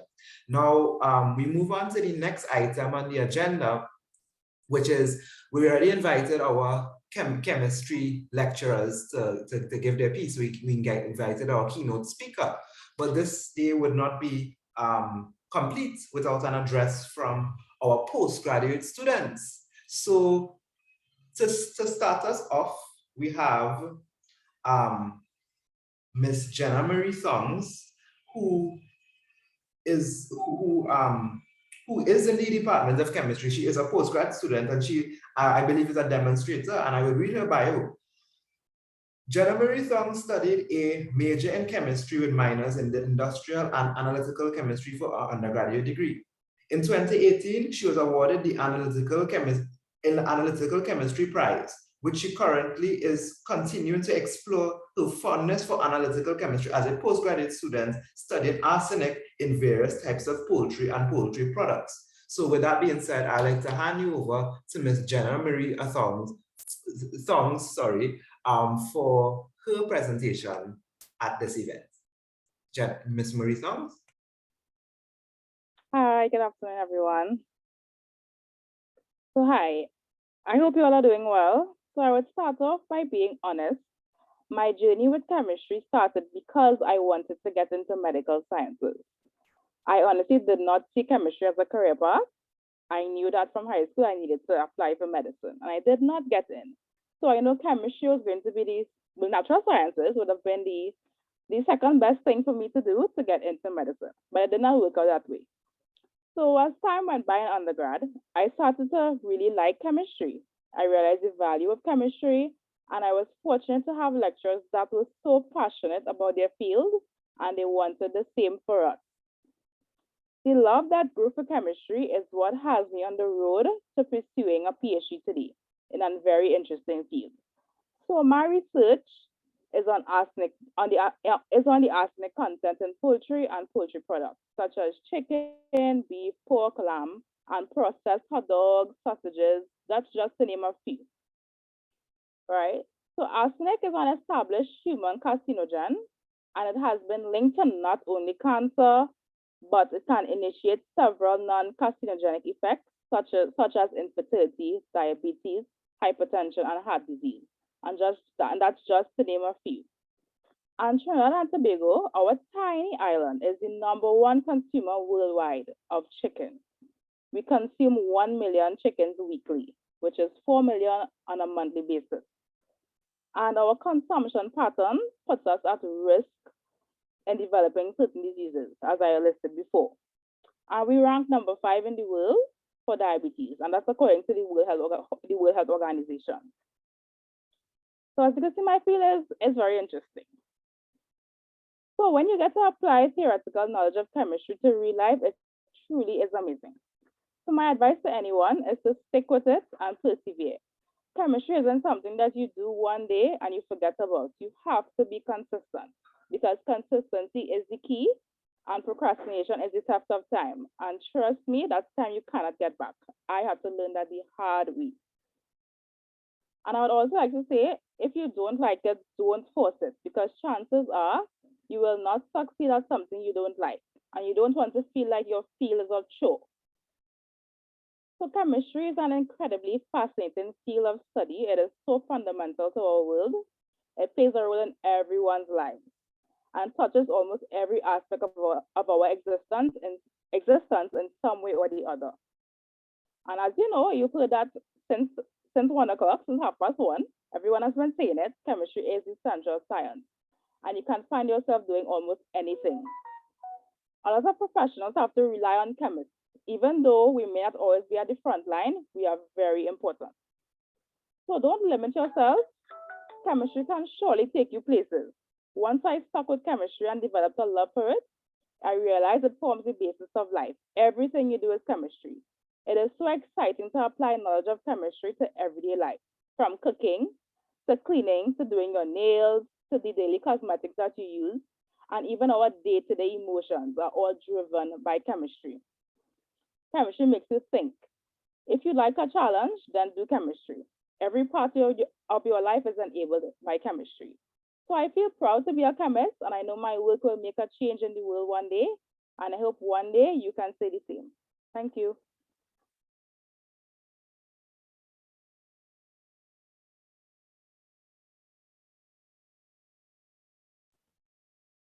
Wow, wow, very I'm really glad that the sentiments has been echoed throughout this event.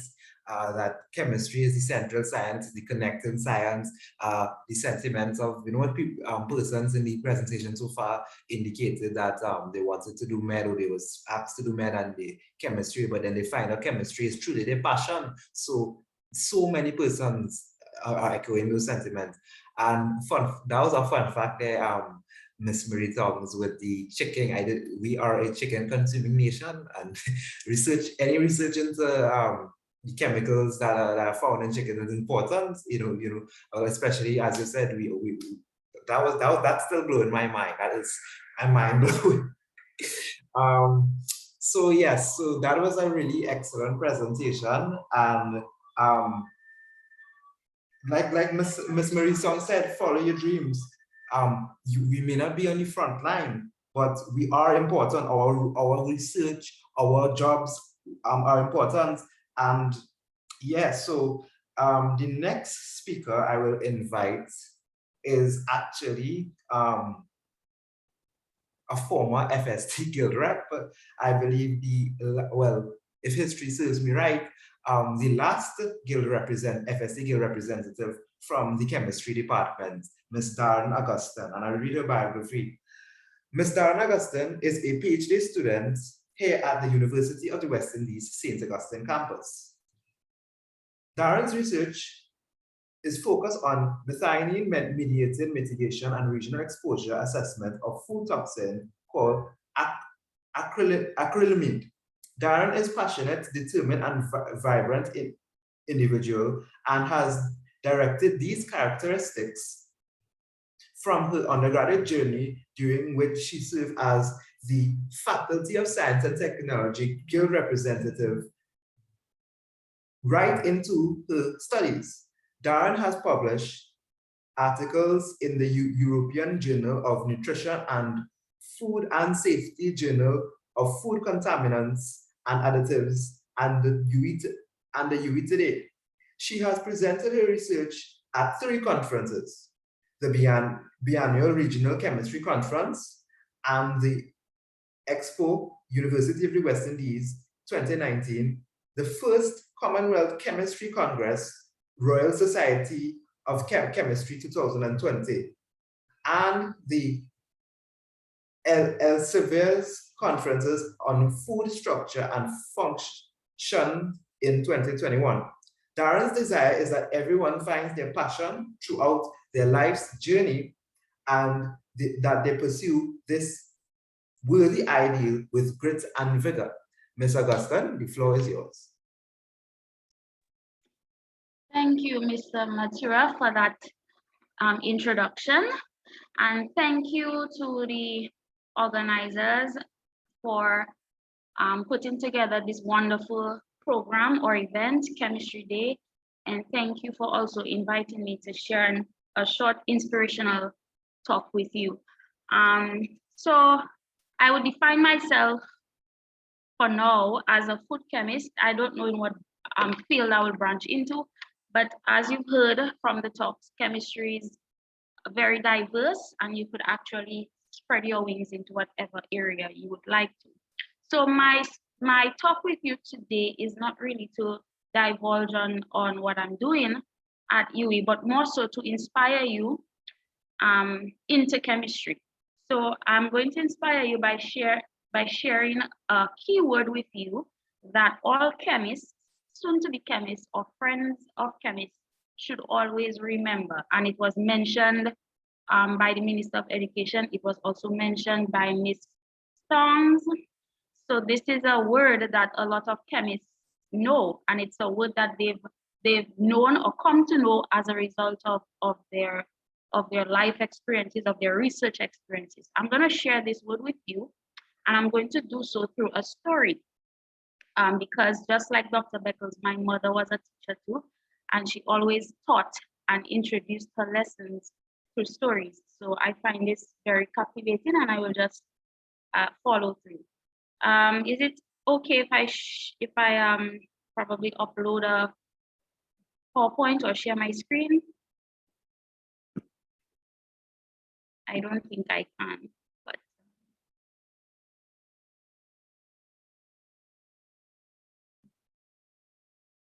can anybody permit me to share my screen, if that's okay? Or upload a PowerPoint or share a PowerPoint?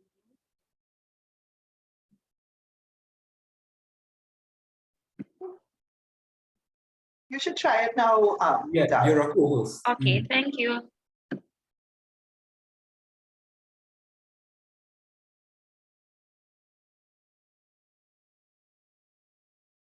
Okay, so story time in terms of learning this new word, and we are never too old for stories because there's always something that you could gather or grasp from a story. So there once was a little girl.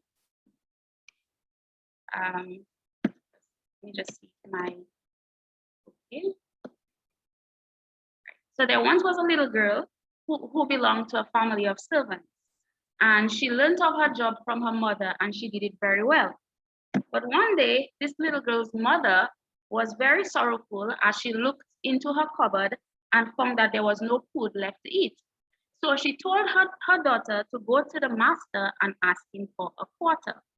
Now, this is a very strange and abnormal request that a servant asks her master or makes a request of her master. Nevertheless, the little girl, she obeyed and she went to the master and she said, "Master, my mom needs a quarter. May I have a quarter?" The master became this angry, raging monster as he bawled at this young girl and said, "No, no, this is outrageous. What sort of outrageous question is this?" And the little girl repeated her question again, "Master, may I have a quarter?" And he screamed at her again, "No, no."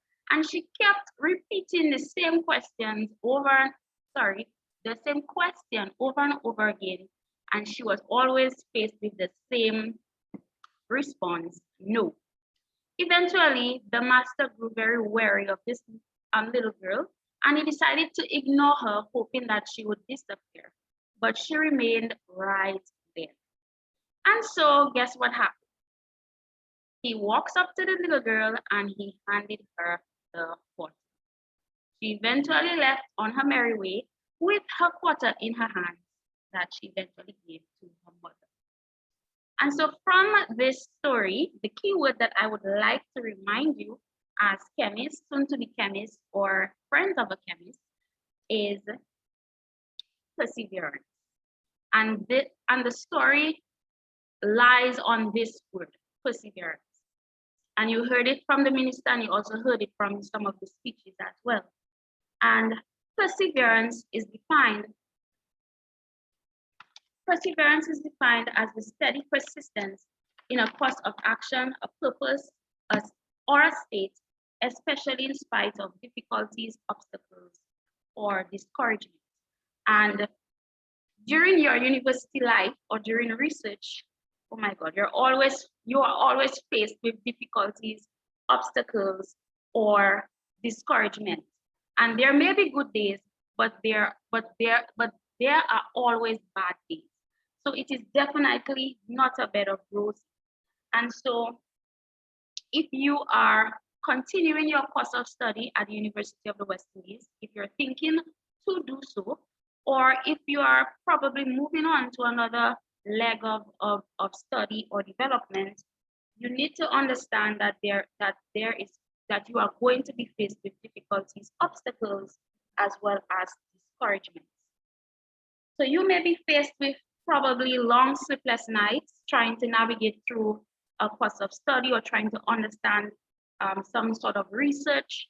You may also be faced with very tough chemistry concepts or course materials. You may be faced with discouraging friends. You may also be faced with financial obstacles. And so whatever you may be faced with, you need to remember this keyword, perseverance.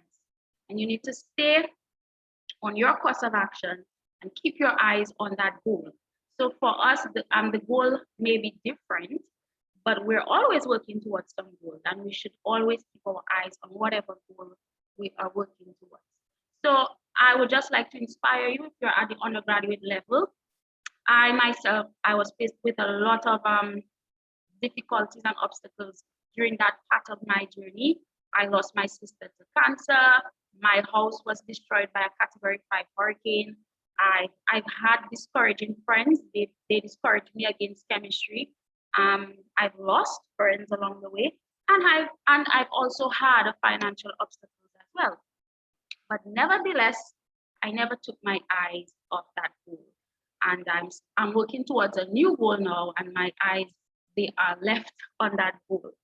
So I just want to motivate you that if I was able to get through that journey, facing all of these obstacles, then so can you.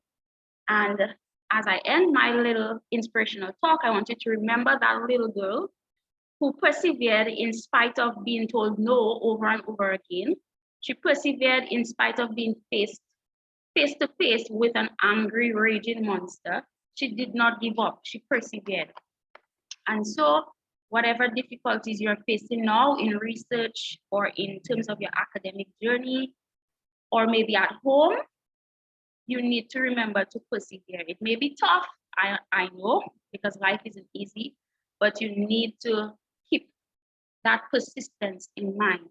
And even if someone tells you no, and if they're telling you no today or tomorrow, because I'm being told no all the time, then you should not take no for an answer. If it is something that you truly desire or you truly want, you should persevere. And as the minister said, improvise, because if one way may not work for you, then there has to be another way.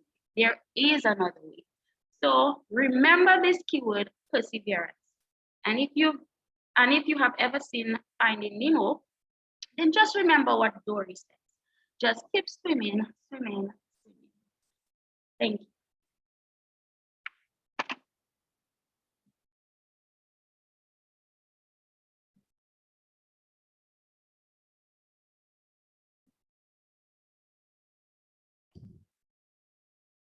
Thank you so much for that inspiring presentation, Ms. Augustine. And yes, totally a story of one out of resilience and perseverance, which is really important for all of us to consider, because life is not going to be easy. Life is going to have its challenges. It's going to have rainy days, and we have to learn to persevere and such. I now would like to pass back over to Ms. Jada Belgrove, who would now share the segment with respect to the UWI Chemists in Action. Ms. Belgrove, the floor is yours. Hi, everyone. So I will jump quickly into it. Firstly, we have Dr. Jalsa speaking. And Dr. Nigel Jalsa is a lecturer in biological chemistry. He's a graduate of the University of the West Indies, where he received a BSc in chemistry and biochemistry, first class honors, and his PhD in chemistry. His research interests are in the areas of synthetic carbohydrate chemistry and chemical biology, which include the synthesis of non-natural oligosaccharides and analogs, the design and deployment of novel protectin groups, and the synthesis and characterization of new molecules with significant medicinal and surface active properties.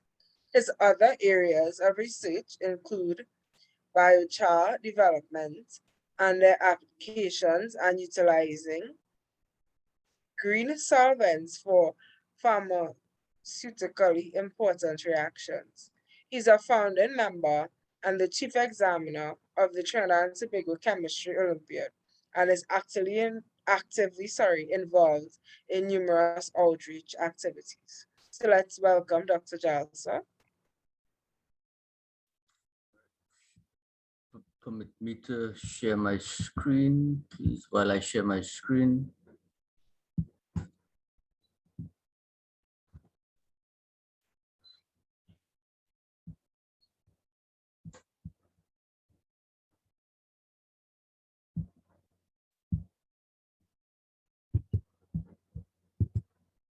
Okay, thank you very much for that introduction, Ms. Belgrove, and I am honored to be given an invitation to address the gathering on this prestigious occasion and this important celebration on the behalf of the FST Guild Rep. Hello. Sorry to cut short. So it has been brought to our collective attention that the live is not working. So our technical team, any advice whether we should start restream or because everybody's testing it out and they're saying it's not working. Do know what to do because it's fine on my end, and if I end the live now, then it wouldn't be one complete video, it'll be two lives. Yeah, so it's your choice because it's working from my phone too when I check. Okay, so anybody seen it? Anybody in the room seen it on the Facebook? Right now it have 4 live people watching it. Oh, 4, okay. Right, all we're seeing is we're still seeing from Dr. Beckles' part. I don't know why, from Dr. Beckles' part. Okay. Yes, Jeremiah, same thing here. I'm just seeing Dr. Beckles' part. Okay, well, Check. what I'm going to do.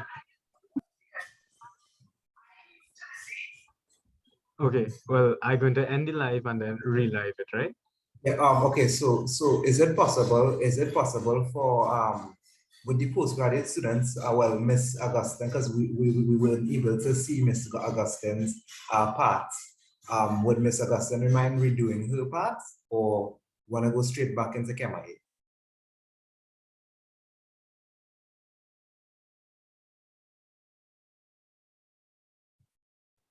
Hello?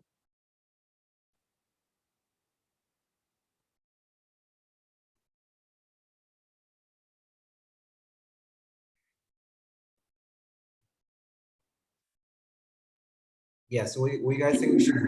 Oh, sorry, what?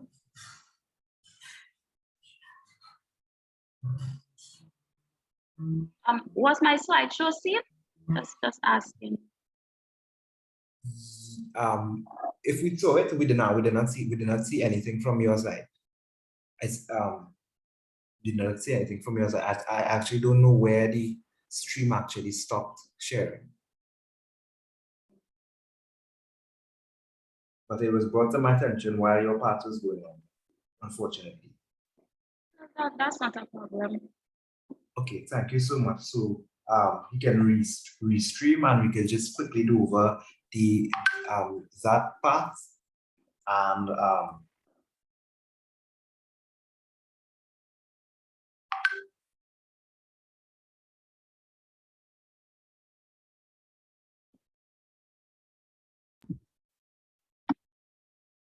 yeah, so Miss Ish, let us know when we could restart.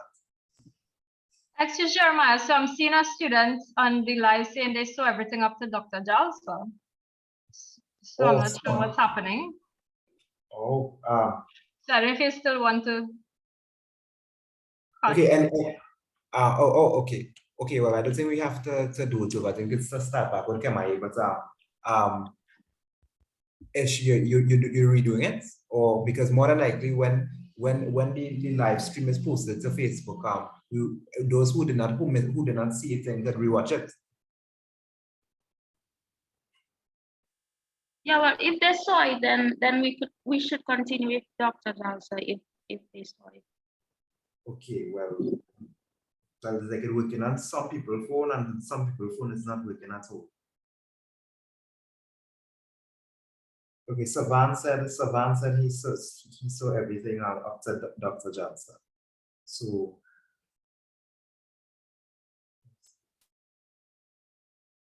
yeah, I think we could continue. We could continue. Some of us might have to restart our phones or something like that. But sorry about that. Yeah, no problem. I already ended the live, so I'm going to restart the live now, right? So are we ready? Yes. Okay, in 3, 2, and I could go ahead now.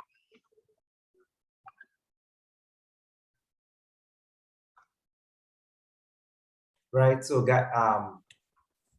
so everybody, welcome back. We do apologize for the technical difficulties, but we will resume with Dr. Jalsa's presentation. Dr. Jalsa, over.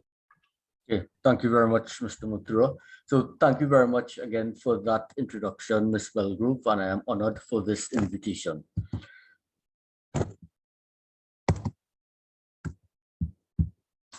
All right, there we go. Okay, so my traditional field of research is organic chemistry, specifically synthetic chemistry. And under synthetic chemistry, I do carbohydrate synthesis primarily, not exclusively, as well as supramolecular chemistry. We'll talk a little bit more on that in a while. The COVID-19 pandemic has had many consequences for many people, for everybody throughout the world. And one of the consequences for me from a professional perspective is that I was not able to go to the lab to do experimental work for more than a year. You could say that, me and neither my students as well. And really, instead of just simply not doing anything from a research perspective during the 2020-2021 time freeze, I started to look into computational chemistry. And this year, the preceding year, I've actually begun to add computational chemistry to my research interests, specifically utilizing computer-aided drug design, which has elements of molecular docking and molecular dynamic simulation. And I will talk more on the importance of that in a bit. Now, I said just now that how I do carbohydrate synthesis, and what is the first thing that comes to your mind when you think about carbohydrates? And I am pretty certain that for the majority of individuals, if not everybody, that is what is going to come to your mind, a food group. And this is the case even for scientists, that many scientists, the first thing that comes to their mind is for the role of carbohydrates is something that you eat or something that you stay away from if you want to lower your carbohydrate count.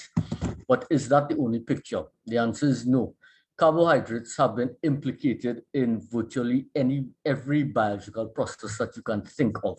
They have a role in the fertilization process, in cell-cell signaling and cellular differentiation, cellular communication, the infection of a healthy human cell by a pathogen, the spread of cancerous cells from one tissue to another tissue in the body. All of these are carbohydrate-mediated process.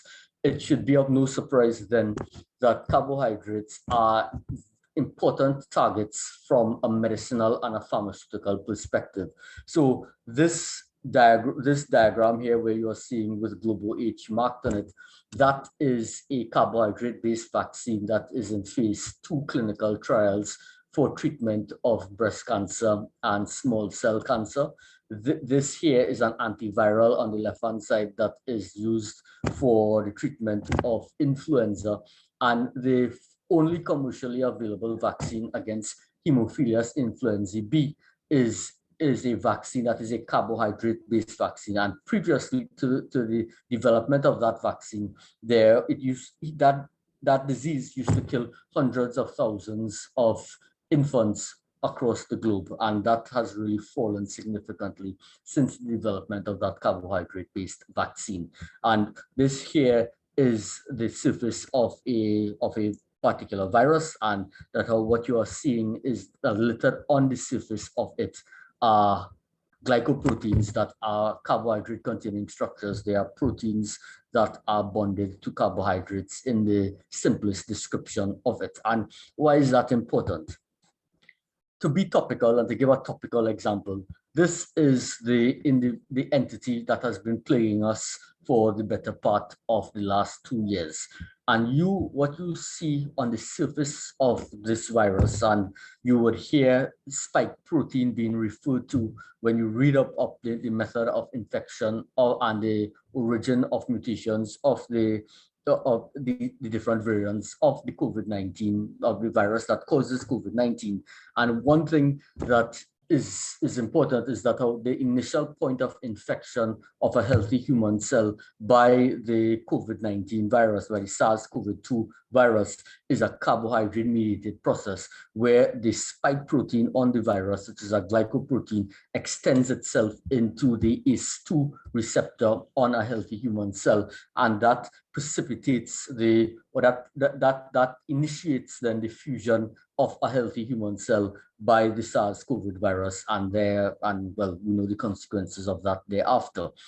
A report came out from Japan 2 days ago by a group of Japanese scientists where they're actually engineering the spike protein to have much more sugars than naturally occurring as a means of being able to deal not only with current strains of the SARS-CoV-2 virus, but future coronavirus strains and that may arise. And their initial results, because what they published today's Thursday, what they published on Tuesday, had exceptional antibody profile and antibody generation in mice, and of course they're now moving on to human trials. So if it is one thing you take away from my short presentation, is that the carbohydrates are nice to eat and they taste well, but from a medicinal perspective, that is really, from a pharmaceutical perspective, from a biological perspective, that is a short part and that is a small part of the role that they play.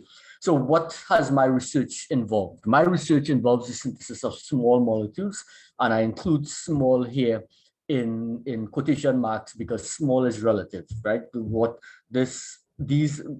would be small they would be big if you compare them to a methanol molecule, but they would certainly be small if you compare them to a protein. Now, what we have done and what we are doing in the group is that we're synthesizing a range of medicinally active carbohydrate-based molecules. We look at developing various protecting groups. We look at stereo and radioselective glycosylations. All these are fancy ways of saying how can we make oligosaccharides and how can we make biologically active molecules even more efficiently than we are now, and there's no shortage of a demand for those type of reactions and those types of developments. What I have shown here on the screen here, if you take a look at it, the molecule on the left-hand side, you're seeing some chlorine atoms, and the molecules on the right-hand side, you are seeing fluorine atoms. We published this work last year, and what we found is that these derivatives here that have a phosphoamidate linkage, they exhibited exceptional antibiotic adjuvant activity. So you would know what an adjuvant is. It is something added, for example, to your vaccines to increase their efficacy. So what we found is that these molecules, particularly these molecules, are among the library that we synthesize when we utilize them in conjunction with a range of commercially active antibiotics. They had significant activity, particularly and gratifyingly against a range of multi-drug resistant targets, multi-drug resistant bacteria. The other area of research that I am involved in from a synthetic perspective is the synthesis of cyclodextrin derivatives and its supramolecular chemistry. So this derivative here is a carbohydrate-based derivative. Unlike other oligosaccharides that you would have met before, for example, starch is a polysaccharide. These are cyclic derivatives. So you notice that it forms a circle, it forms a ring. And what has been found is that these type of molecules can bind could bind other smaller molecules, they could bind drugs, they could bind genetic fragments, DNA, etc., within their cavity and be used for payload delivery in a phenomenon that is called host-guest inclusion complex formation. Apart from these medicinal aspects, they are an important component of your detergent. They are a component of colognes and perfumes, etc., because they facilitate sustained controlled release of the payload that they're bound to. So one aspect of my research is synthesizing non-naturally occurring analogs of these cyclodextrin derivatives. And this is an example that I have shown here on the right-hand side, where we utilized our phosphoramidate technology that I showed on the previous page to synthesize cyclodextrin-based phosphoramidates. And this paper should be coming out within maybe by the end of the year, early next year. Now, what is traditional medicinal chemistry? Traditional medicinal chemistry, and I would also say that this is the type of chemistry that I have also taken part in, is that we synthesize a range of molecules, or we extract molecules and we hope for the best. And by saying that I hope for the best, we get these new molecules, whether we synthesize them or otherwise, and then we run them through biological panels and we see what is the result. Are they biologically active? Are they not biologically active? And that, of course, is hoping for the best. Is that the most effective way to go about drug discovery, a drug discovery program? Maybe not. I was watching a seminar, listening to a presentation yesterday, and the number of potential drug candidates that were estimated in terms of candidates to treat all possible diseases was expected to be 10 to the power of 60.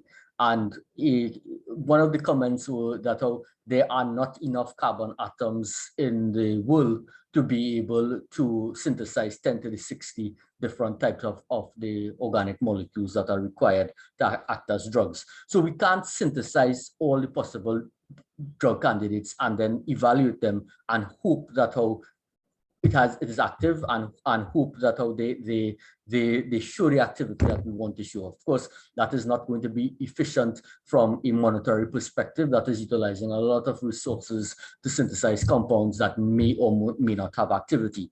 How do drugs exert their activity? You could view the drug as being this ligand here in green.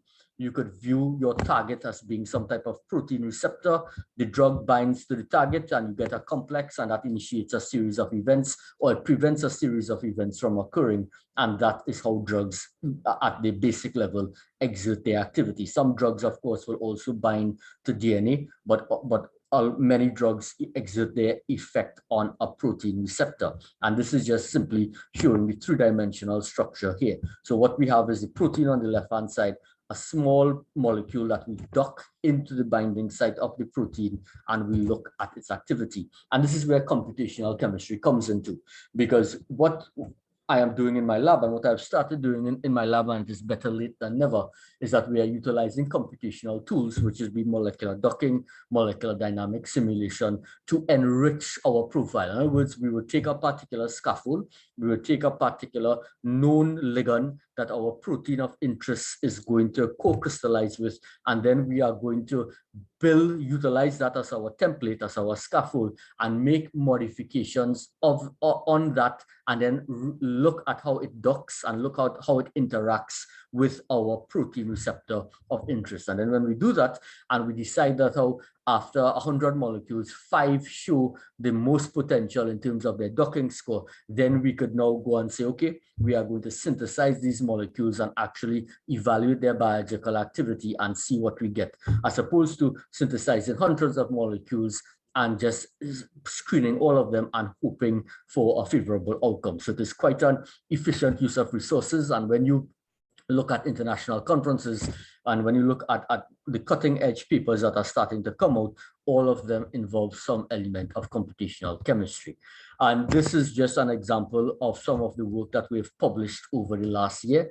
This work has been published in collaboration with Dr. Lalji and with one of my my recent former student, Afrad Subrati, is now Dr. Subrati, really an exceptional student who has done a lot over the last few years to advance the quality and the quantity of research that is undertaken in the lab. And what I have shown here is absolutely not a carbohydrate, and is nothing related to carbohydrates whatsoever, is nothing related to drugs. But if you've ever used a magnetic stirrer, if you've ever done any organic reactions in the lab, you need to do magnetic stirring to make sure you have efficient mixing of your reagents and your reactants.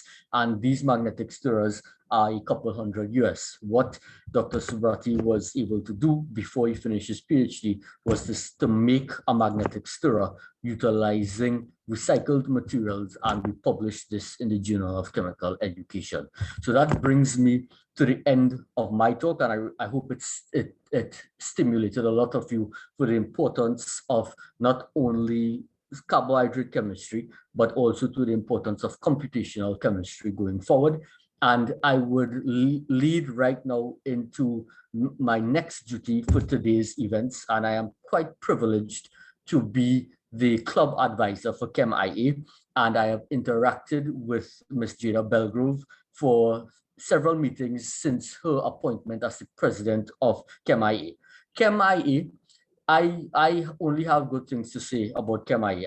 I am thoroughly impressed with the executive, with the president, as well, and her executive, at the amount of activities that they're undertaking, the amount of effort they're putting in to develop the undergraduate chemical society. Because the truth is that just like any other undergraduate student, members of ChemIA have to study. Members of ChemIA have to do coursework exams. They have to write their final exam.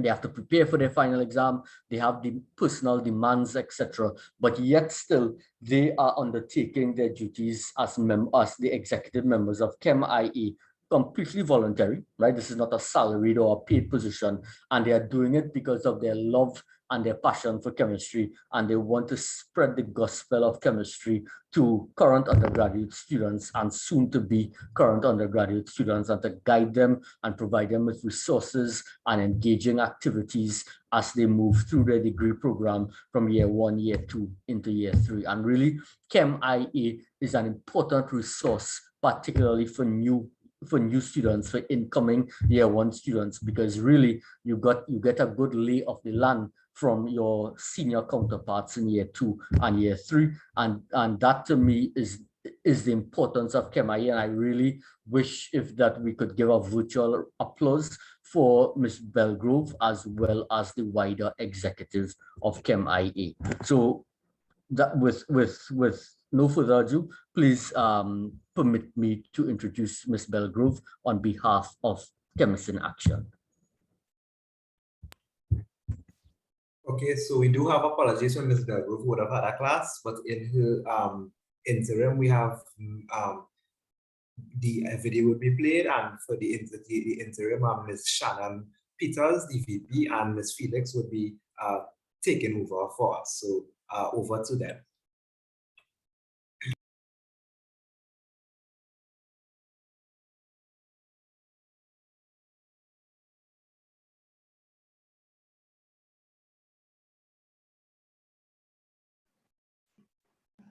Hello, everyone. My name is Shannon Peters. I'm the current vice president.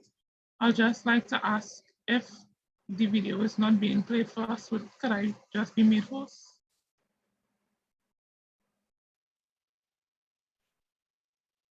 Okay, thank you very much.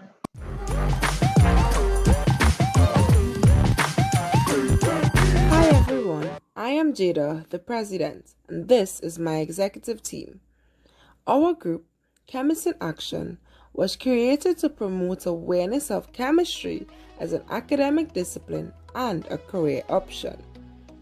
Our main goal is to develop a well-rounded chemistry student who is better equipped to handle life after university.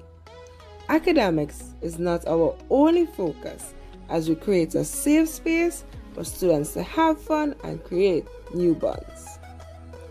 Chemists in Action has many fun-filled and exciting activities planned for this upcoming academic year. We'll be having our legendary mole filled with prizes and much more, as well as games night where you could play games, de-stress, and mingle with your fellow chem enthusiasts. UE Chemia will be continuing its mentorship program, merchandise sales, where lab coats and customizable chem-inspired apparel can be purchased. Informational sessions will also be held in discussions of various fields in chemistry and its opportunities. Here at UE Chemia, we always have fun. Be sure to join us to add your element.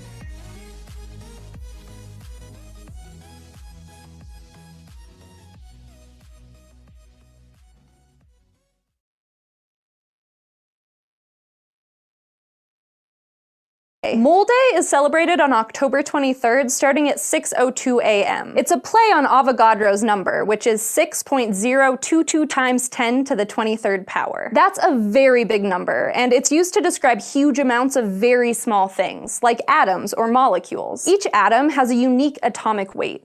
And if you have that number of grams of an atom, then you have a mole of them. This is really useful in chemistry because 2 moles of any 2 compounds will have the same number of molecules. That way you can talk about how many moles of stuff you have, which is usually a much easier amount to wrap your head around and plan out balanced chemical reactions. But you might be wondering, how did Avogadro come up with such a number? It's simple, actually, he didn't. The Italian scientist Amedeo Avogadro actually described what we now call Avogadro's law in the early 1800s. Avogadro proposed that 2 gases of equal volume at the same temperature and pressure contain the same number of molecules. But he didn't have a way to count them and prove his hypothesis. That came around 100 years later, long after Avogadro had gone to that great Bunsen burner in the sky. The key piece in the puzzle was when the physicist Robert Millikan discovered the charge of an electron. See, scientists knew the charge of 1 mole of electrons already, which is equal to a constant called 1 Faraday. And the charge of 1 mole of electrons divided by the charge of 1 electron gives you the number of particles in a mole. 6.022 times 10 to the 23rd. But it was another scientist, Jean-Baptiste Perrin, who first called the constant Avogadro's number in his honor. Estimates of the number have improved over time because with better technologies come more accuracy. But the mole has been on high school chemistry tests for a long time. So if you want to pay tribute to Avogadro this Mole Day, maybe tell some chemistry jokes, or make some liquid nitrogen ice cream, or get yourself some avocados and make some guacamole.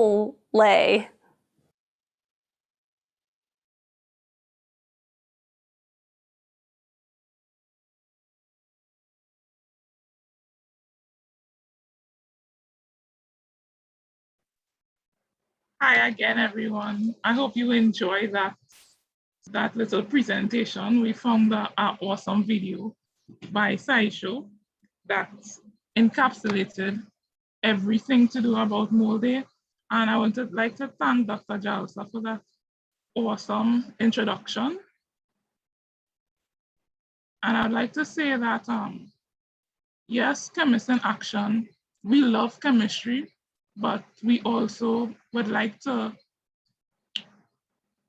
teach others that it's not just only about academics, but it's about getting to know others and in your field and networking and, sharing the love of chemistry. So this is my favorite part, the question and the trivia section. And I love trivia because this is when I get to share prizes, right? So I would just like to share my screen if I'm not host already. Thank you.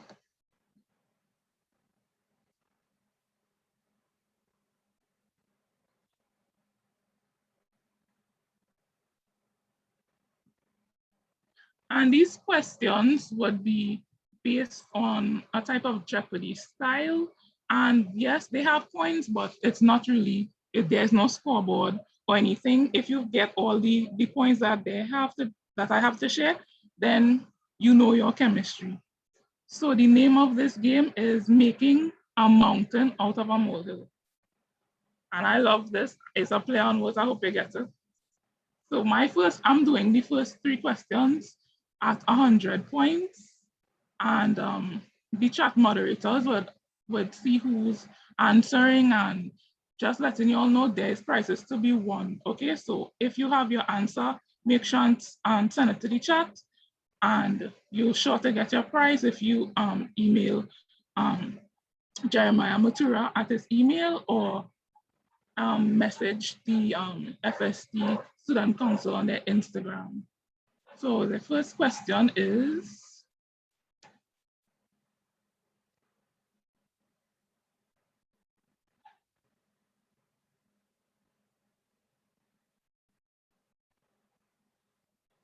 just hold on. Okay. The exact number of particles is used in the International System of Units as the base unit of amount of substance. So I'll just like to give you all a hint. It was said in the video, this whole presentation and chemistry is based on it. I'll give you all 10 seconds to answer, and then I'll move on. Did you get your answer yet? Did you place it in the chat? The first person to get it correct will be getting a prize. Okay, time is up. Let's see the answer. And because it's Jeopardy style, it would be answered in a question. The answer will be in a question format, right? All right, so what is 6.02 times 10 to the 23rd power? And that is Avogadro's number. The second question is, annually, themed festivities occur from 6:02 a.m. to 6:02 p.m. on this date. And we don't want the name of the day exactly, but the exact date. So I'm giving you all 10 seconds. And it was in a video, guys. It's pretty simple. There's a prize, you can walk away with a prize. Okay, all right, time's up. Let me see the answer. When is October 23rd? So if you didn't know, Mole Day is October 23rd, and that is Saturday coming here, right? And my last question before I hand it over to Crystal Felix, our PRO. What units are molecular mass measured in? And I know you're all chemistry students, we use these all the time. So you have no reason not to know this answer. 10 seconds, that's more than enough time. I know you guys know the answer, you know.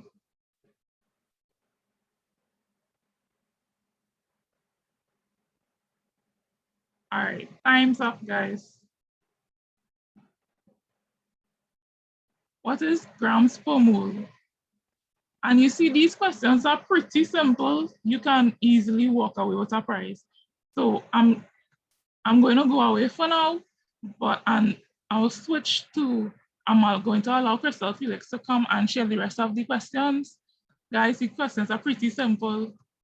Feel free to participate, all right? So guys, my name is Shannon Peters, the Vice President of KMIA, and this is me for now.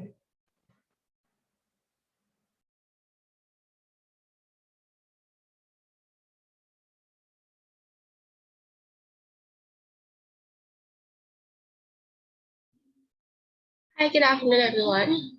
My name is Crystal Felix, and I'm the PRO of KMIA, and I will be continuing the questions. So, Shannon, you could change it, please. Okay, so since it's a bit tougher, we'll give you like 15 seconds. So, how many moles are in 10.1 grams of hydrogen?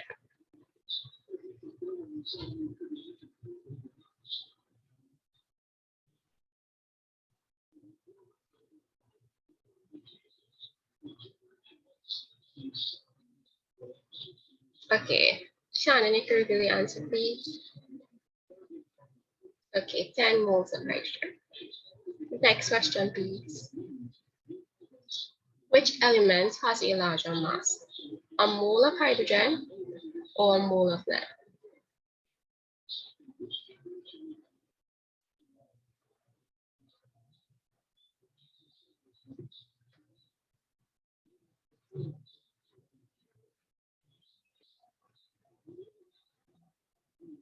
Okay, what is lead?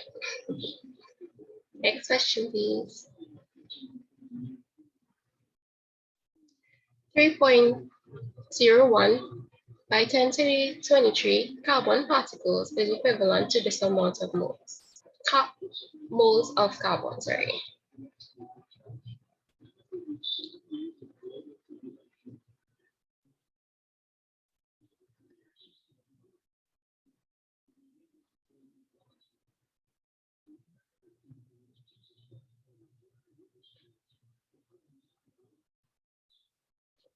What is 0.5 mole carbon? Next question, please. What mass of silver is equal to 0.5 moles of silver?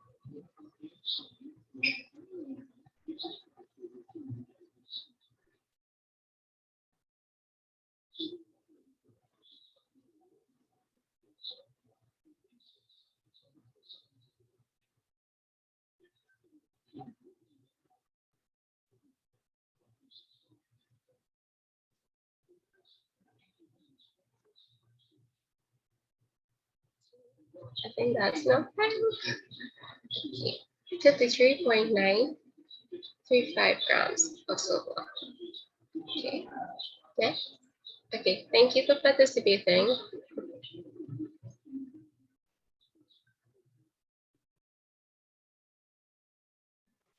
I hope you guys enjoyed our trivia section. And just a reminder, guys, for the winners, you can message the FST Student Council on their Instagram page or email Jeremiah Matura on his email. So guys, we are really honored to be featured in today's Chemistry Day, and I hope you all really enjoyed today's presentations. Thank you so much. 53.935 grams of silver. Okay. Yeah. Okay. Thank you for participating. Yes, thank you so much, everybody, for our very excellent presentation. Very well. I hope you guys enjoyed our trivia section. And just a reminder, guys, for the winners, you can message FST Student Council on their Instagram page or right, so listening to the stream. So thank you guys for such an excellent performance. All the lecturers, the minister, the chemistry club, and I would like to personally thank the Guild PRO, the team. Well, we have the vote of thanks coming just now, but as the Guild rep, I'd like to thank the Guild PRO, the Guild president, and the Guild secretary for Mr. Kobe Sand and Ms. Sukteo, respectively, for working with my office for us to get the inclusion of the minister in this event. I'd like to thank all the lecturers for the time they take to come to this event. So it was a success. And just a side note for anybody who's not in chemistry and in FST watching this, our next trip is Physics Day. So Mr. Rampol, you will wrap us up with your vote of thanks. Okay, thank you, Mr. Matura. Well, guys, this is the end of our program. I would just like to thank all of the lecturers, Dr. Mohammed, Dr. Lalji, Dr. Beckles, Dr. Powder, Dr. Jalsa, our two postgraduate students, Jenna Marie and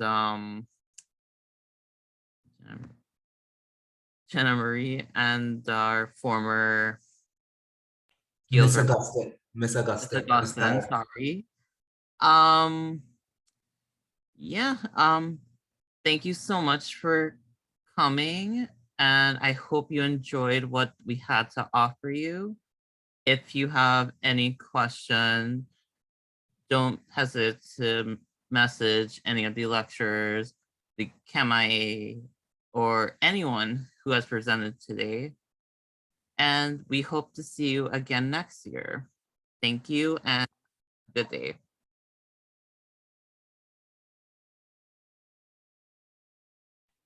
Great. That's a wrap, guys. Thank you all for coming out to the event. Let me see if it's still live. Get into it. All right. Thank you, folks, and well done, Jeremiah and your team for this successful event. And thank you again for the invitation.